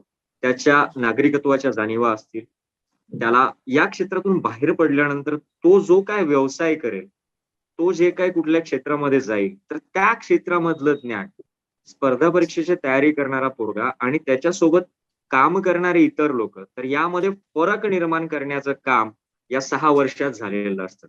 आणि त्या विद्यार्थ्याकडून तुम्ही एक म्हणजे वेगळी अपेक्षा जी ठेवतायत की आर्थिक इकॉनॉमिकल गोष्टी तुम्ही ज्या बोलल्या, तर ते JEEच्या बाबतीतही आहे. कोट्यासारख्या शहरांमध्ये कोटा पॅटर्नच्या नावाखाली प्रचंड लाखो रुपये ओरबाडल्या जातात. JEEच्या जागाही लिमिटेड असतात. त्यानंतर IITच्या जागाही लिमिटेड असतात. तर त्या कोवळ्या वयामधल्या पोरांना तुम्ही जस्टिफिकेशन देता. आणि आपल्या समाजामध्ये लग्न नावाचा हा जो एक संस्कार तुम्ही त्याकडे एवढ्या सिरियसली बघताय, तर तुम्ही एका समाजाचा विशिष्ट उल्लेख केला अक्षय सर तिकडे. हा प्रॉब्लेम फक्त त्या समाजाचाच नाहीये ना. आता ही विवाह संस्था मान्य करायची की नाही मान्य करायची या विचाराचेही लोक आपल्या देशामध्ये बघायला मिळतात. सूर्यमालेमधल्या एका छोट्याशा ग्रहावरती राहतो. त्या ग्रहामधल्या 195 देशापैकी भारत हा एक देश आहे. त्यामध्येही 29 राज्य आहेत. त्या राज्यातल्या महाराष्ट्रात एका राज्यात आपण राहतो आणि त्या राज्यामधला हा विवाह संस्थेचा एक छोटासा प्रॉब्लेम. स्पर्धा परीक्षेमधल्या विद्यार्थ्यांच्या डोक्यामध्ये तुम्ही लग्नाचा विषय घालून आज रात्रीच्या झोपा त्यांच्या खराब करू नका. की त्यांना कळतंय की त्यांना कधी लग्न करायचंय हा सेकंडरी पार्ट आहे. पण आधी त्यांना त्यांचे जे स्वप्न आहेत आणि कौटुंबिक प्रेशर जे आहे लग्नासारखं, हे तुमच्याच सारखे आहेत की ज्यांच्यामुळे त्यांच्या घरचे त्यांना परेशान करतात, बाबा लग्न कधी करतो. बरोबर. तर त्यांना अभ्यासासाठी करू त्यांना त्यांना ते त्याच्यामध्ये स्वातंत्र्य पाहिजे देण्यात यावं. देण्यात यावं. पण मग त्यांच्या आता काही गोष्टी कशा आहेत, सर्व गोष्टी सोबत घेऊनही चालावं लागतात. आपल्याला सामाजिक दायित्व तेही गरजेचं असतं, तेही बघावं लागेल. तर ते हु वी आर टू जज दॅट. आपण कोण आहात ते ठरवणार की मी किंवा तुम्ही कोण आहात, कोणाच्या लग्नाचं वय काय असावं. हम्म, हम्म, आज हम्म, APJ अब्दुल कलामचे जे सहाय्यक होते, हम्म, त्यांचं नाव मी घेणार नाही, एक सहाय्यक आहेत, त्यांचं वय आज 40च्या पुढे आहे. पॉलिसी मेकर तो माणूस आहे. त्या माणसाची पुस्तकं आज लोक अभ्यासासाठी वापरतात. हम्म. अब्दुल कलामचे सहाय्यक होते, त्या माणसाची आई कमिशनर आहे. त्या माणसाला लग्नाचं टेन्शन नाहीये. मग हे राष्ट्र निर्माण करायला लोक वेडे होते का ज्यांनी लग्न वगैरे केलं नाही. मी जनरलाइज करणार नाही मुद्द्याला. लग्न करावं ज्याचा त्याचा वैयक्तिक इच्छा आहे, हम्म. ज्याच्या त्याच्या योग्य वेळी करावं असं तुमचं मत आहे. पण हे समाज का ठरवेल हा माझा वैयक्तिक मुद्दा आहे. नाही, हे माझं मत बिलकुल नाहीये. माझं तर प्रांजळ मत आहे, सक्सेसफुल तुमचं जे अचीव करायचंय तुम्हाला, जोपर्यंत तुम्हाला मिळत नाही तोपर्यंत तुम्ही त्या गोष्टीकडे नाही पण गेला तर काही होणार नाही. हे माझं नाहीये. पण बऱ्याच अशा केसेस येतात याच्यामध्ये MPSC किंवा स्पर्धा परीक्षेची तयारी करणारे जे विद्यार्थ्यांचे, एक तो मुलगा तिकडे असतो, नंतर वापस अचिव्हमेंट त्याची होत नाही, त्याला जे पाहिजे ते मिळत नाही, त्याच्यानंतर तो वापस इकडे येतो. इकडे आल्यानंतर बेसिकली आपल्या मॅक्झिमम लोकांचा व्यवसाय हा शेतीशी निगडीत किंवा शेती असतो. इकडे आल्यानंतर त्याला ती लाईफस्टाईल किंवा तो त्याच्यातून आल्यानंतर इकडे त्याच्याकडून शेती वगैरे जे काय असेल ते होत नाही. त्याच्यानंतर लग्नाला जो सामाजिक गोष्टी हव्या असतात वगैरे तो प्रॉब्लेम चालू होतो. त्यामुळे तो डिप्रेशनमध्ये जातो. ते जेणेकरून फॅमिली डिप्रेशनमध्ये जाते. सगळ्या काही गोष्टी कॉन्सिक्वेन्सेस तयार होतात आणि एक पूर्णतः 10 वर्षाचा म्हणा किंवा एक काळ म्हणा फॅमिलीचा पूर्ण तो डिप्रेशनमध्ये आणि एक नैराश्याच्याकडे घेऊन जाणारा असतो. अशा बऱ्याचशा केसेस पण याच्यातून बघायला मिळतात. असं नाही म्हणत आहे मी की हाच एक प्रश्न आहे की लग्नाचाच एक प्रश्न असतो वगैरे. बट आपल्याला एक क्वेश्चन आला होता आत्ता की मोस्टली काही लोक लग्न करता पण हे करतात कारण मुलीच लोक देत नाहीत. जर का गव्हर्नमेंट सर्वंट आहे तरच चांगली मुलगी भेटते. आत्ता आपल्याला एका व्ह्युअरचा एक क्वेश्चन आला होता की सगळ्यात मेन कारण हे सर की फक्त लग्नासाठी स्पर्धा परीक्षेची तयारी करतायत सध्या मुलं. तर त्याच्यामुळे मी हा प्रश्न विचारला होता. मी सर्वात अगोदर कड सरांच्या मतासोबत जाईल की त्यांनी जे म्हटलं की एक समांतर अर्थव्यवस्था वगैरे सदाशिव पेठेत तयार होते. तर ते खरं बोललो मी. तर एक विद्यार्थ्यांमध्ये एका गोष्टीची एक जाणीव झाली बघा, ज्यावेळेस लॉकडाऊन वगैरे होतं, राज्यसेवेच्या एक्झाम बऱ्याच वेळ पोस्टपोन झाल्या, कंबाईनच्या झाल्या, आरोग्य विभागाची भरती असेल, बरेच घोटाळे उघडकीस आले, मोठ्या मोठ्या लोकांचे नाव आले. तर मग एक विद्यार्थ्याच्या मनात एक खंत होती की ज्या क्लाससाठी आपण 2 ते 3 वर्ष ज्या क्लासशी रिलेटेड 1-1 लाख रुपये आपण फीस भरली, त्या लायब्ररीमध्ये आपण 5 वर्षापासून 4 वर्षापासून बसतोय, 500 ते 1000 रुपये फी झाली. म्हणजे आपल्या भरोश्यावर ज्यांचं एक एवढं सिक्युरिटी आहे त्या लोकांना, त्यांचं प्रोफेशन आहे, एक सेवा सेक्टर एवढं डेव्हलप झालेलं आहे, पुणे असो, औरंगाबाद असो किंवा कुठलंही क्षेत्र असो. पण ज्या वेळेस माहिती का विद्यार्थी एमपीएससीचं आंदोलन करत होता ना, त्यावेळेस तो फक्त आंदोलन करणारा एमपीएससीचाच विद्यार्थी होता. जो लाट्या खात होता ना, तो एमपीएससीचा विद्यार्थी होता. मग एक खंत या गोष्टीची वाटते की मग त्यावेळेस हे लोक कुठे गेले की ज्यांच्या भरोश्यावर ही अर्थव्यवस्था सुरू आहे. कमीत कमी या लोकांचाही पाठिंबा मिळाला पाहिजे ना त्यांना. त्यांनी बॅक सपोर्ट मध्ये, शेवटी समाजशील प्राणी आहे. समाजाशिवाय तर आपण जगू शकत नाही. आणि आपल्यालाही उद्या अधिकारी म्हणायचंय तर आपल्याला याच लोकांसाठी काम करायचंय आणि आपण त्यांच्यासाठी, ते आपल्यासाठी. मग अशा वेळेस हे लोक कुठे जातात? थोडं ती खंत आहे. तर ते थोडं एक वेगळा विषय. बाकी लग्नाचा हा ज्याचा त्याचा वैयक्तिक विषय आहे, त्याबद्दल आपण काही बोलू नाही शकत. त्याला लिमिटेशन आहे. पण कोट्यामध्ये कवळ्या वयाची मुलं 4 वर्ष 5 वर्ष घालवतात म्हणून आपणही एमपीएससी मध्ये घालवलं पाहिजे, हे माझं तरी मत नाही. वैयक्तिक मत माझं तरी तसं नाहीये. मी अगोदरही बोललो की आपला एक बी प्लॅन खरोखर तयार असावा, किंवा सरांनी म्हटलं तसं बी प्लॅन म्हणून एमपीएससी कडे पाहावं, ज्याचं त्याचं आपलं नाही, हे वैयक्तिक. ज्याचं त्याचं मत आहे. याच्यावरती प्रेशराईज किंवा तुम्ही हेच पण केलं पाहिजे, आपण आपला याचा उद्देश हा पण नाहीये हा. आपण फक्त सगळ्या गोष्टींचा विचार हा हा करतोय. हर्षल सर, कसं आहे माहितीये का, मला याच्यामध्ये अजून एक प्रत्येक गोष्ट मेंटॅलिटीचे लोक आहेत. जोडायची आहे. बोला बोला अक्षय प्रवीण. सर, मला याच्यामध्ये असं म्हणायचं आहे की ज्या कुणाला म्हणजे प्रत्येकाची इच्छा असतेच, परंतु ती इच्छा आपल्या स्वतःच्या मनातून आलेली आहे का, हे प्रत्येकानं ओळखलं पाहिजे. सगळ्यात असं नको महत्वाचा व्हायला मुद्दा. की घरचे म्हणतात म्हणून मी करतोय, किंवा माझा मित्र मैत्रीण झाली, किंवा मी कुठेतरी टीव्ही मध्ये पाहिलं, न्यूजपेपर मध्ये वाचलं म्हणून मलाही तसंच व्हायचं. हे पहिल्यांदा ही जी भूमिका आहे ही आपण बाजूला ठेवली पाहिजे. आणि खरोखर जेन्युइनली जर तुम्हाला यायचं असेल या ठिकाणी, याकडे यायचं असेल, तर यासाठी परीक्षेला लागण्यासाठी आपल्याकडे असलेलं ऍप्टिट्यूड आपल्याकडे आहे का नाही, स्किल आपल्याकडे आहे का नाही. जर नसेल तर ते या ग्रॅज्युएशनच्या, मी म्हणतो त्या पद्धतीनं की बीकॉमची वर्ष, बीएची वर्ष ही सेक्युअर्ड न समजता ती तुम्ही इन्व्हेस्ट केली पाहिजे आपल्या स्वतःला घडवण्यासाठी. बरोबर आहे, आणि बरोबर मग आहे. तेव्हा तुम्हाला जसं की हर्षल सरांनी ते जरा वेगळ्या मुद्द्यानं घेतलेलं, की मला असं नाही म्हणायचं की मुलं या ठिकाणी खर्च घालतायत, वेस्ट करतायत.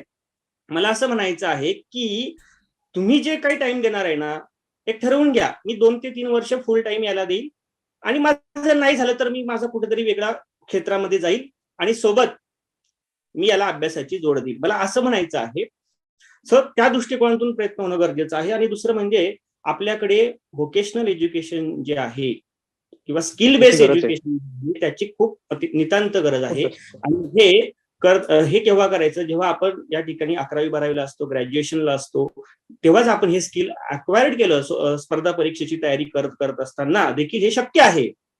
आणि मग तेव्हा आपल्याला इथं काही म्हणजे अंधार आपल्या डोळ्यासमोर नसेल, जेव्हा आपल्या हातून वय निघून जाईल, असं मला त्याच्यामध्ये सांगायचं आहे. बरोबर आहे. प्रवीण सरांनी सांगितलं त्याच्यानुसार या क्षेत्रामध्ये जर तुम्ही वळतायत किंवा तुम्हाला यायचंय, तर या क्षेत्रामध्ये यशस्वी जर व्हायचं असेल तर या क्षेत्रात यायचा निर्णय सर्वप्रथम हा तुमचा असला पाहिजे. मित्र करतोय, घरचे सांगतात, नातेवाईकातलं कोणी लागलंय म्हणून या क्षेत्राकडे जर वळायचं असेल तर तुम्ही या क्षेत्रामध्ये मुळीच येऊ नका. तो निर्णय पूर्णतः तुमचा आणि तुमचाच हवा.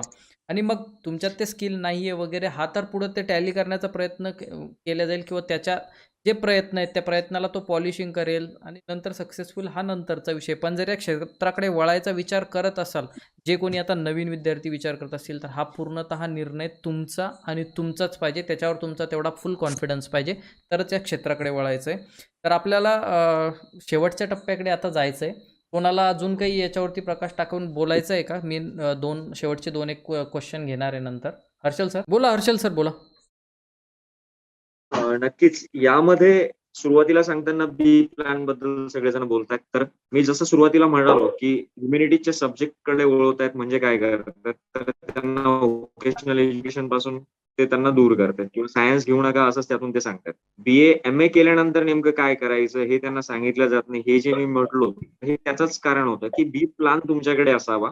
आणि या स्पर्धा परीक्षेच्या क्षेत्रात काम करता करता सगळ्या विषयांना तुमचा स्पर्श झालेला असतो. अगदी तुमचं अर्थशास्त्र असेल, विज्ञान असेल, त्यानंतर चालू घडामोडी असतील, तर एक सामाजिक जाणीव असते. त्यामुळे तो पुढे जाऊनही व्यवसाय करणार असेल, आणि तुम्ही जसं म्हटलं की शेती करणारा आपला बराचसा वर्ग आहे, तर या शेतीला पुढे न्यायचं काम स्पर्धा परीक्षेतून आलेला विद्यार्थी कृषीच्या अर्थव्यवस्थेपासून ते अगदी परदेशी निर्यातीपर्यंतच्या गोष्टी हा विद्यार्थी करू शकतो. तर हे त्या व्यक्तीवरती आणि त्याच्या अभ्यासावरती डिपेंड करेल की तो त्या अभ्यासाचा कसा वापर करतो. सचिन तेंडुलकरला बॅट घेऊन मैदानावरती खेळताना आपण सगळ्यांनी टीव्ही मध्ये बघितलं, पण आचरेकर सरांना कधी तुम्ही बघू शकले नाही किंवा आचरेकर सरांनाही सचिन तेंडुलकरनी विचारलं नाही की सर तुम्ही किती इंटरनॅशनल मॅच खेळले आहात. तर त्यावेळेस त्या गुरुवरती, त्या मेंटरवरती ती श्रद्धा आणि त्याच्या अपयशातून आलेल्या वाटा चुका यातून आपल्याला यशाचा नक्कीच तो मार्ग दाखवू शकतो हा विश्वास असेल तर त्या मेंटरकडे जा, नाहीतर तुम्हाला मेंटरही काही करू शकणार. सो बात की एक बात, अगदी अगदी म्हणजे सर्वांना पटण्यासारखं एक आपण सुचवलंय की मेंटरकडे किती अनुभव आहे की त्यांनी एक्झाम किती क्रॅक केलाय याच्यापेक्षा आपल्याला जो गायडन्स करतोय त्यांनी एक्झाम क्रॅक केलेलीच पाहिजे किंवा मेन क्रॅक इंटरव्ह्यूपर्यंत गेलेलाच पाहिजे असं काही नाही. त्याला जे फेल्युअर्स आलेले आहेत त्या फेल्युअर्समधून तो आपल्याला काही नॉलेज देत असेल तर ते आपल्यासाठी प्रभावी ठरून आपण यशस्वी होऊ शकतो ना. सहमत आहे त्या गोष्टीविषयी. तर नीट आणि सेटमध्ये सर त्याच्यामध्ये डिफरन्स काय? कारण मी असं म्हणजे बघितलं तुमच्या बायोमध्ये तुम्ही 5 वेळेस आय थिंक उत्तीर्ण झालेले आहेत. सेट की नीट दोन्हीपैकी नेमकी कोणती 5 वेळेस तुम्ही उत्तीर्ण झालेले आहेत आणि 1 वेळेस सेट झाले आहे मला वाटतं. हो, मी नेट परीक्षा ज्याचा लॉंग फॉर्मच आहे नॅशनल इलिजिबिलिटी टेस्ट, म्हणजे राष्ट्रीय पात्रता चाचणी, ती मी 5 वेळा क्लिअर केलेली आहे. म्हणजे ती क्लिअर करण्याच्या पाठीमागचं कारण म्हणजे मी स्वतः विद्यार्थ्यांना शिकवतो आणि मग परीक्षेचे नेहमी बदलणारं स्वरूप, थोडेसे असलेले अपडेट्स, यामुळे शिक्षकांनीही अपडेट राहणं गरजेचं असतं. आणि मग म्हणूनच त्या दृष्टिकोनातून मीही विद्यार्थ्यांसोबत परीक्षा द्यायचो आणि अशा पद्धतीने समजा ती 5 वेळा मी क्लिअर केलेली आहे, जी की नॅशनल लेव्हलला घेतली जाते. जी परीक्षा पास झालं की तुम्ही भारतामध्ये कुठेही सिनियर कॉलेजला ऍज अ असिस्टंट प्रोफेसर म्हणून जॉब करू शकता ज्या त्या विषयामध्ये. म्हणजे उदाहरणार्थ मी कॉमर्समध्ये नेट क्लिअर आहे, तर मी भारतामध्ये कुठेही कुठल्याही सिनियर कॉलेजला ऍज अ असिस्टंट प्रोफेसर म्हणून जॉब करू शकतो. अच्छा. आणि सेट म्हणजे फक्त ज्याला आपण स्टेट इलिजिबिलिटी टेस्ट असं म्हणतो, राज्य पात्रता चाचणी, आणि ही पुणे विद्यापीठाकडून घेतली जाते, ज्याच्या माध्यमातून तुम्ही महाराष्ट्र आणि गोवा फक्त एवढ्याच राज्यांमध्ये सिनियर कॉलेज म्हणजे मला 13वीच्या पुढे असं म्हणायचं आहे, तर या ठिकाणी तुम्ही सहाय्यक प्राध्यापक म्हणून काम करू शकता. हाच एवढा त्यातला फरक आहे. बाकी सिलेबस आणि एक्झाम पॅटर्न जो आहे तो सेम आहे. शेवटी तुम्ही हेच सांगेल की मी पहिल्यापासून बोलतोय बी प्लॅन असाव, आणि सरांनी 2 म्हटलं, मी 2 म्हणेल किंवा 3 म्हणेन. तो प्लॅन करून कराव आणि आपापल्या सराउंडिंग परिस्थितीनुसार विचार करून करावं. कारण लाखात एक गोष्ट आहे की सर, एमपीएससी हे सर्वस्व नाही. तर तुम्ही अधिकारी होताय म्हणजे भारताच्या इकॉनॉमीमध्ये किंवा कुठल्याही याच्यामध्ये खूप काही अचिव्हमेंट करता देशाच्या प्रगतीसाठी, काहीही नाही. ही एक स्टील फ्रेम आहे, ती चालत राहणार आहे, ते येणारे जाणारे, त्याच्यात तुमचं आयुष्य. आणि एक दुसरी गोष्ट माहिती आहे का, याच्यात एक अनुभवातून मला एक गोष्ट लक्षात आलेली आहे की एक तुम्ही 100 जागा आहे ना, 100 जागेच्या पाठीमागे 3 लाख विद्यार्थी ज्यावेळेस तयारी करतात ना, हे विद्यार्थ्यांना त्यांनी एखादी मागणी केली ना, एक 50 जागेची ऍड सोडून देण्यात येते. त्यांनी परत एखादा आक्रोश केला तर परत एक 100 जागेची ऍड सोडून देण्यात येते. आपली मानसिकता काय असते माहितीये का, की यावेळेस तर आपलं होणारच आहे, आपण त्या तयारीला लागतो. हा एक नसतो, हे 3 लाख असतात. सरकारला उत्तर मागणारा जर का तरुण, हा 30ला तरुण, 3 लाख तरुण जर का लायब्ररीत बसून जर का 100 जागेसाठी भांडतोय, मला नाही वाटत महाराष्ट्र म्हणा की भारत म्हणा महासत्ता होईल म्हणून. ते एक चालू आलेली ती गोष्ट आहे. बऱ्याच गोष्टी त्याच्यावरती आजचं आपलं डेबिटही कमी पडेल त्याबद्दल. नक्कीच वेळ कमी पडतोय. मी त्याच्यामुळे आता शेवटच्या माझ्या प्रश्नाकडे जातोय. तर आपला जो आजचा टॉपिक होता, जो सब्जेक्ट होता, की स्पर्धा परीक्षा एक यशाचा राजमार्ग आहे की मृगजळ आहे. पण शेवटी मला फक्त सगळ्यांकडून फक्त 30 सेकंद ते 1 मिनिटाचा रिव्ह्यू पाहिजे. खरंच तुम्हाला काय वाटते? मी आता तुम्हाला रिअल परिस्थिती सांगतो. दरवर्षी महाराष्ट्रात मी रिअल फिगर्स सांगतो. सगळ्या प्रकारच्या स्पर्धा परीक्षा मी त्याच्यात काउंट करतोय. जवळपास 8 लाख ते 10 लाख लोक प्रत्येक वर्षी मुलं ह्या स्पर्धा परीक्षेच्या तयारी करतात. आणि ओव्हरऑल सगळ्या स्पर्धा परीक्षेच्या जाग्यांची जर का आपण कॅल्क्युलेशन केलं तर हार्ड 800 ते 1200च्या वरती जागा राहत नाही. मोस्टली 1800 ते 2000. 10 लाख मुलांमधून 2000 जागेसाठी युद्ध चाललेलं असतं. दिवस रात्र अन्न पाणी घर दार, त्याच्यानंतर आपले मित्र परिवार, सगळी लाईफस्टाईल सगळं सोडून हे मुलं 24 तास फक्त त्या परीक्षेच्या मागे पळत असतात. मला डिमोटिवेट करायचं नाही आहे. माझा कोणताही उद्देश नाही आहे. हा कार्यक्रम भरवण्यामागचे जेवढे बोलतात प्रेक्षकांना सगळ्यांना सांगतोय, आम्हाला डिमोटिवेट कोणाला करायचा बिलकुल उद्देश नाही आहे. पण जिथे 10 लाख, एक फिगर पकडूया, 8 ते 10 लाख लोक जर 2000 जागेंसाठी युद्ध करत आहेत आणि बाकीच्या त्यांना जे ऑप्शन्स उघडे दरवाजे आहेत त्यांचा विचारही नाही करत आहे, कंटिन्युअसली एकाच जागेच्या मागे किंवा एकाच याच्या मागे चालले आहेत आणि त्यात पण त्यांना प्रोडक्टिव्ह स्टडी माहीत नाही आहे. एक सिलेबस घेतात आणि सगळ्या प्रकारचे फॉर्म भरतात, तलाठी पण भरतात, तर राज्यसेवा पण भरतात, बँकिंगची पण तयारी करतात, सगळं काही एकसाथ करतात. म्हणजे ज्याच्यातले त्यांचा मार्ग पण स्टेबल एक वेने ते स्टडी नाही करत आहे. अशामध्ये तुम्हाला सक्सेस कसा मिळणार आहे किंवा कसा मिळायला पाहिजे, या दोन्ही गोष्टींसाठी मी प्रत्येकाला 1-1 मिनटं देतो. की स्पर्धा परीक्षा हे खरंच सध्याच्या कंडिशनमध्ये यशाचा राजमार्ग आहे की मृगजळ आहे, की बरेच जण याला आजारसुद्धा म्हणत आहेत, बरेच जण मानसिक रोगी पण झालेले आहेत. हे पण एक लक्षात घ्यायला हवं.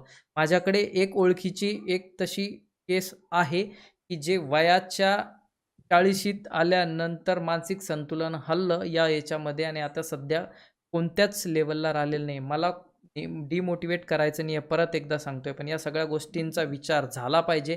याच्यामध्ये सक्सेसफुल झालेले व्यक्ती पण आपल्या समोर सोबत सध्या आहेत. अमोल सर, की जे खूप कमी वयात पोस्ट घेतलेली आहे त्यांनी, याच्यात मिळत नाही अशातला प्रकार नाही. परीक्षा म्हटलं की यश अपयश हे नक्की येतं, पण त्याचाही अभ्यास, त्याचंही तारतम्य, तुम्ही एक तराजूमध्ये त्याला किती पर्सेंटने कसं तोललं पाहिजे हे सुद्धा अभ्यास केला गेला पाहिजे. तर मी हर्षल सरांना सगळ्यात पहिले विचारेल, सर तुम्हाला काय वाटतं की खरंच हे मृगजळ आहे की हा यशाचा राजमार्ग आहे? एका कमी शब्दात तुम्ही याच्यावरती लास्टमध्ये कन्क्लुजन काय येईल? मी सगळ्यात पहिले तर सगळ्या विद्यार्थ्यांना पॉझिटिव्ह येण्यात जायला सांगेन की स्पर्धा परीक्षेमधून तुम्ही फक्त एमपीएससी कडे बघू नका. आपण आजच्या या चर्चेमध्ये बराचसा वेळ एमपीएससी बद्दलच बोललो, तर एमपीएससीच्या पलीकडे जग आहे. यामध्ये तुम्ही युपीएससी असेल, केंद्रीय सेवा असतील, त्यानंतर तुम्ही ज्या क्षेत्रात ग्रॅज्युएशन करून आलेले असतात त्या क्षेत्रातल्या परीक्षा असतील. जर तुम्हाला संधी मिळते, तुमच्याकडून होण्यासारखं शक्य असेल तर definitely go for this field.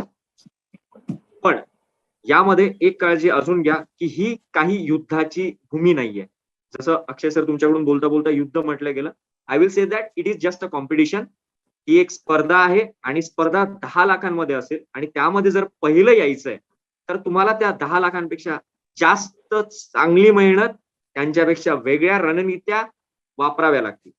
आणि एक महत्वाचा मुद्दा की हे इंटरव्ह्यू झालेले विद्यार्थी, पोस्ट हातात न आलेले विद्यार्थी तुम्ही फक्त पागल झालेले सांगितले, आत्महत्या करतानाही मी बघितले. तर यामध्ये स्पर्धा परीक्षा हा तुमच्या आयुष्याचा भाग आहे. स्पर्धा परीक्षा म्हणजे आयुष्य नाही. It's a just part of your life, it's not a life.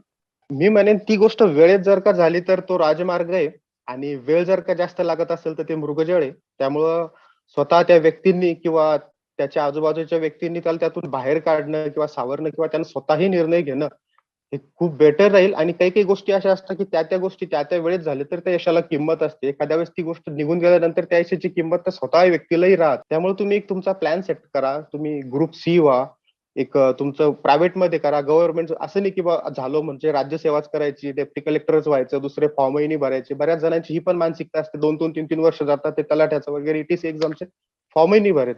तर मी त्यांना हेच सांगेल की तुम्ही तुमची परिस्थिती बघा, तुमचं बॅकग्राऊंड बघा, अगोदर एक सेट व्हा, प्रायव्हेट व्हा, गव्हर्नमेंट सर्वंट व्हा आणि त्यानंतर तुम्हाला हवे तेवढे वर्ष द्या, पण तुमची परिस्थिती बघून द्या की ज्याचा त्याचा वैयक्तिक प्रश्न आहे. आणि सरांनी म्हटलं त्याप्रमाणे एमपीएससी हे आयुष्य नाही, एमपीएससी व्यतिरिक्त हे आयुष्य खूप सुंदर आहे आणि करण्यासाठी खूप काही आहे. प्रवीण सर, सेम क्वेश्चनचा राजमार्ग की मृगजळ? तो राजमार्ग केव्हा होईल, यशाचा राजमार्ग केव्हा होईल त्यातल्या त्यात, तर आपल्याला योग्य ते मार्गदर्शन मिळालं पाहिजे. दुसरी गोष्ट म्हणजे आपली जी काही योग्य आपण या ठिकाणी केला पाहिजे आणि परीक्षेसाठी जी लागणारी तयारी आहे योग्य झाली पाहिजे आणि ती वेळेत झाली पाहिजे. तर तो मृगजळावरून यशाचा राजमार्ग नक्कीच होईल असं मला वाटतं. त्यासाठी अमोल सर, मी हा क्वेश्चन तुम्हाला विचारणार नाही, कारण ऑलरेडी तुमच्यासाठी हा राजमार्ग ठरलेला आहे. तर माझा सगळ्यांना व्ह्युअर्सकडून आणि जे तयारी करणारे यांच्या सगळ्या विद्यार्थ्यांकडून तुमच्यासाठी एक प्रश्न आहे. नेमकी तुम्ही परीक्षा किती वेळेस दिला? पहिला प्रश्न हा. तुमची तयारी करण्याची पद्धत कशी होती? दुसरा प्रश्न हा. आणि त्याच्यामध्येच खरंच या कोणत्याही स्पर्धा परीक्षेमध्ये यशस्वी होण्याचा एक कानमंत्र किंवा मूलमंत्र काही आहे का, किंवा काय आहे, हा थोडक्यात सगळ्यांना सांगा. म्हणजे ते एक तुमची प्रेरणा घेऊन बरेचसे लोक मोटिवेट होऊन याकडे येतील आणि आयुष्यात यशस्वी होतील. ऍक्च्युअली लक्षात कसं घ्या, आता हे आपण जे वारंवार उल्लेख करतो 3 लाख 5 लाख मुलं असतात परीक्षेला, तर माझं ऑब्झर्वेशन सांगतो, जी कॉम्पिटिशन आहे ती फार तर 5,000 मुलांमधील कॉम्पिटिशन आहे ऑल महाराष्ट्रामध्ये. हे एक लक्षात घेणं गरजेचं आहे. म्हणजे फॉर्म किती भरतायत किंवा किती लोक अपिअर झाले याला त्याच्यात फारसं महत्व असतं की किती लोक क्वालिटी स्टडी करतायत हम्म. आणि ते कसे ट्रॅकवर आहेत नेमकं त्या एक्झामच्या पिरियडमध्ये, ही एक सर्वात महत्वाची गोष्ट असते. त्यामुळे 5,000 लोक जर घेतले आपण आणि त्यांच्यासाठी जर 5 जागा असतील तर रेशो खूप वाढतो, सक्सेस रेशो. म्हणजे एसटीआयच्या 40 जागा जरी निघाल्या तरी कट ऑफ 55च लागतो आणि 600 जरी निघाल्या तरी काही फार फरक पडत नाही. म्हणजे 55 वर कट ऑफ गेला नाही एसटीआयला, 55-56 फार तर 30 जागा निघाल्यात, कधी 28 निघाल्यात. त्यामुळे यावरून एक लक्षात घेण्यासारखी गोष्ट हीच की कॉम्पिटिशन लिमिटेड आहे. हे आपलं एक एक मिसकन्सेप्शन झालेलं आहे की एवढ्या मुलातून आपलं कसं जग होणार. तर मग ही जी मेन्सला अपेअर होणारी मुलं आहेत, जेवढी मुलं मेन्सला अपेअर होतात असं समजून घ्या तेवढ्याच लोकांमध्ये कॉम्पिटिशन आहे इंग्लिशमध्ये की there is always room at the top. टॉपवर जागा खालीच असते, गर्दी खाली असते, कायदेशीर गर्दी जास्त असते. पण एकदा तो वर जायला लागला की मग ती खूप विरळ होत चालली गर्दी. तर तेव्हा मग हे आपलं सेल्फ मोटिवेशन आपल्याला मोटिवेट करत राहतं की किती जरी अडचणी आल्या तरी मी या सगळ्या गोष्टी करणारच आहे. तर जेवढे दिवस आपण ते करणार आहोत तेवढे दिवस जर आपण प्रामाणिक राहून आणि कुठल्याही एक्सटर्नल फॅक्टरला डायव्हर्ट न होता जर आपण ते करत राहिलो स्वतःवर विश्वास ठेवून, आणि जे आपलं जे सेल्फ मोटिवेशन आहे किंवा ज्या दिवशी आपल्याला वाटलं होतं की आपण ह्या क्षेत्रात जायला पाहिजे त्या दिवसासोबत जर आपण इमानदार राहिलो त्या विचारासोबत, तर मला वाटतं मग ह्या सर्व गोष्टी डझंट मॅटर बाकीच्या. तेव्हा मग ते आपण नकळत तिथं जातो किंवा मग त्या प्रोसेसचा आपण भाग बनून जातो आणि त्यावेळेस सक्सेस आणि फेल्युअर ते काही जास्त मॅटर करत नाही. आता तेवढं सिरियसली करा आणि स्वतःला वेळ द्या आणि एक त्यातून स्वतःसोबत कॉन्टॅक्ट मेंटेन करा आणि आपलं ट्रॅक रेकॉर्ड मेंटेन करून दररोज प्रोसिजर फॉलो करणं एवढं आपल्या हातात असतं. धन्यवाद Okay. अमोल सर.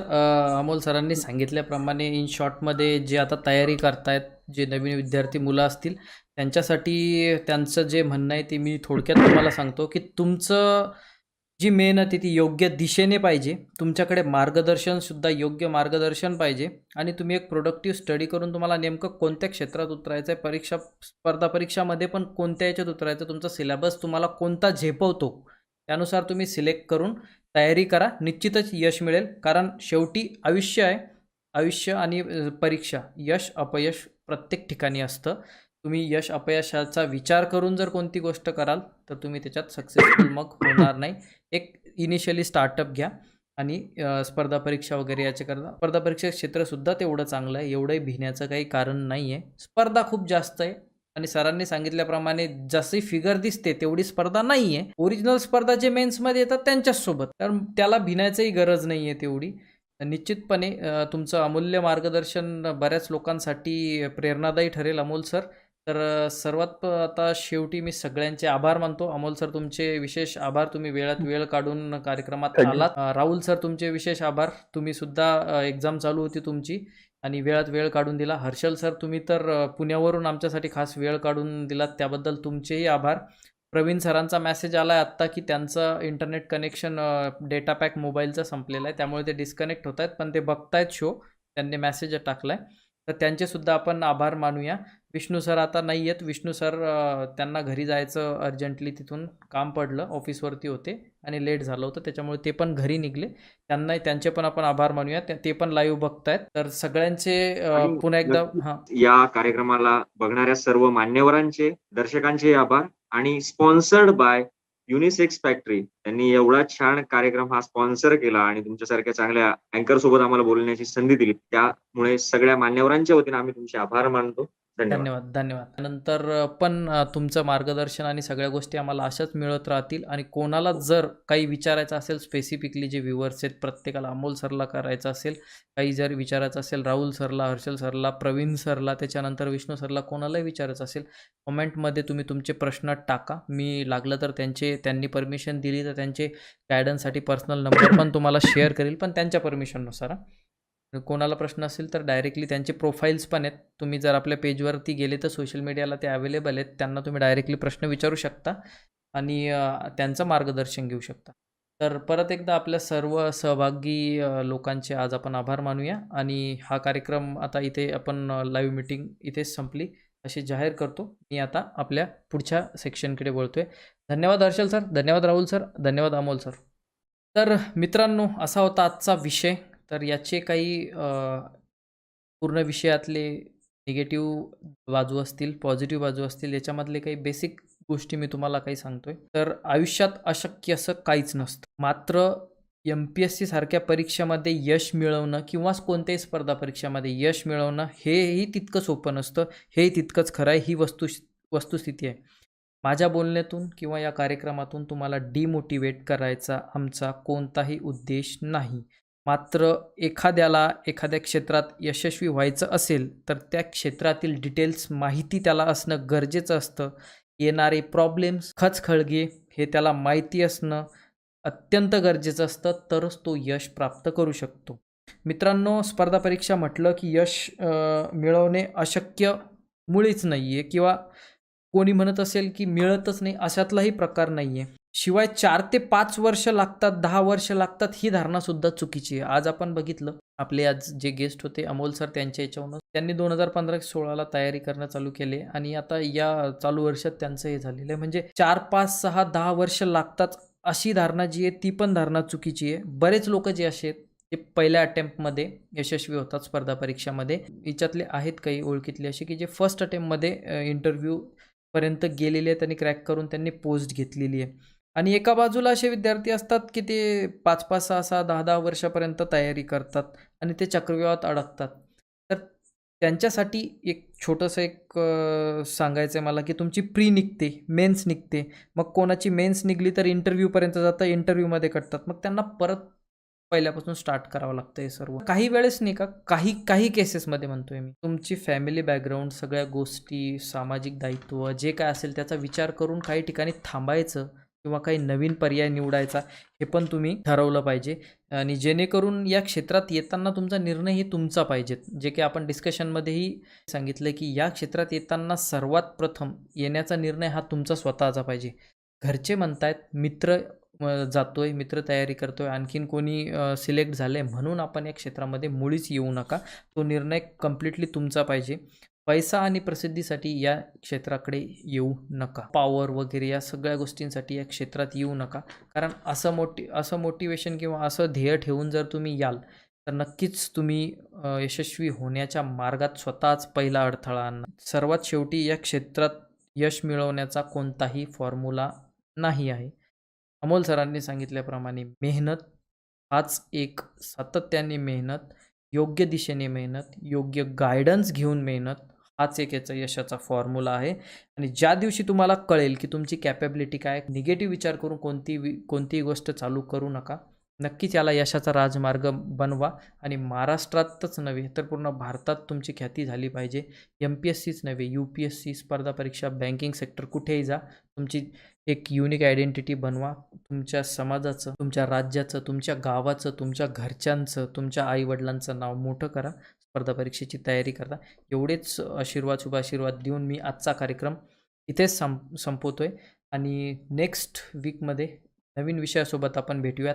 आजच्या कार्यक्रमाचे आपले स्पॉन्सर आहे द युनिसेक्स फॅक्टरी, ज्यांचे विविध प्रोडक्ट्ससाठी त्यांनी आपल्याला, खास करून आपल्या श्रोत्यांना, आपल्या ऐकणाऱ्यांना, बघणाऱ्यांना 10% डिस्काउंट त्यांच्या प्रोडक्टवरती दिलेला आहे.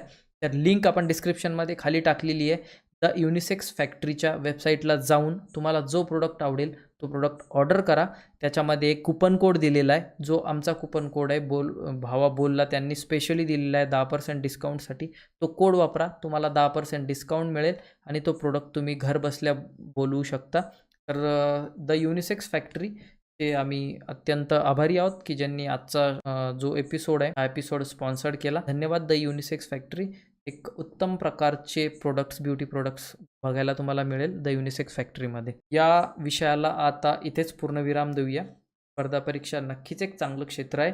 जर बनवलं तर तो यशाचा राजमार्गही आहे आणि लवकर कळलं नाही तर तो आजार किंवा मृगजळ ही आहे. त्या सर्वांना एक विनंती आहे, स्ट्रीमला किंवा या व्हिडिओला लाईक करणं खूप गरजेचं आहे. आणि यूट्यूबला बघत असाल तर सबस्क्राईब नक्की करा, कारण तुम्ही जेवढा या व्हिडिओला लाईक कराल, शेअर कराल, सबस्क्राईब कराल, तेवढा मोटिवेशन आम्हालासुद्धा मोटिवेशन हा कार्यक्रम करायला मिळते. वेगवेगळे विषय, वेगवेगळे लोक तुमच्यापर्यंत आणण्याची संधी आम्हाला मिळते आणि त्याला नवीन नवीन लोक बघतायत, हे मोटिवेट करतायत, काही आम्हाला सजेशन देतात. हे ज्यावेळेस कळतं ना, तर एक नवीन ऊर्जा मिळते आणखी दुसरा कार्यक्रम करायला. गुड नाईट, टेक केअर, भेटूया नेक्स्ट एपिसोड.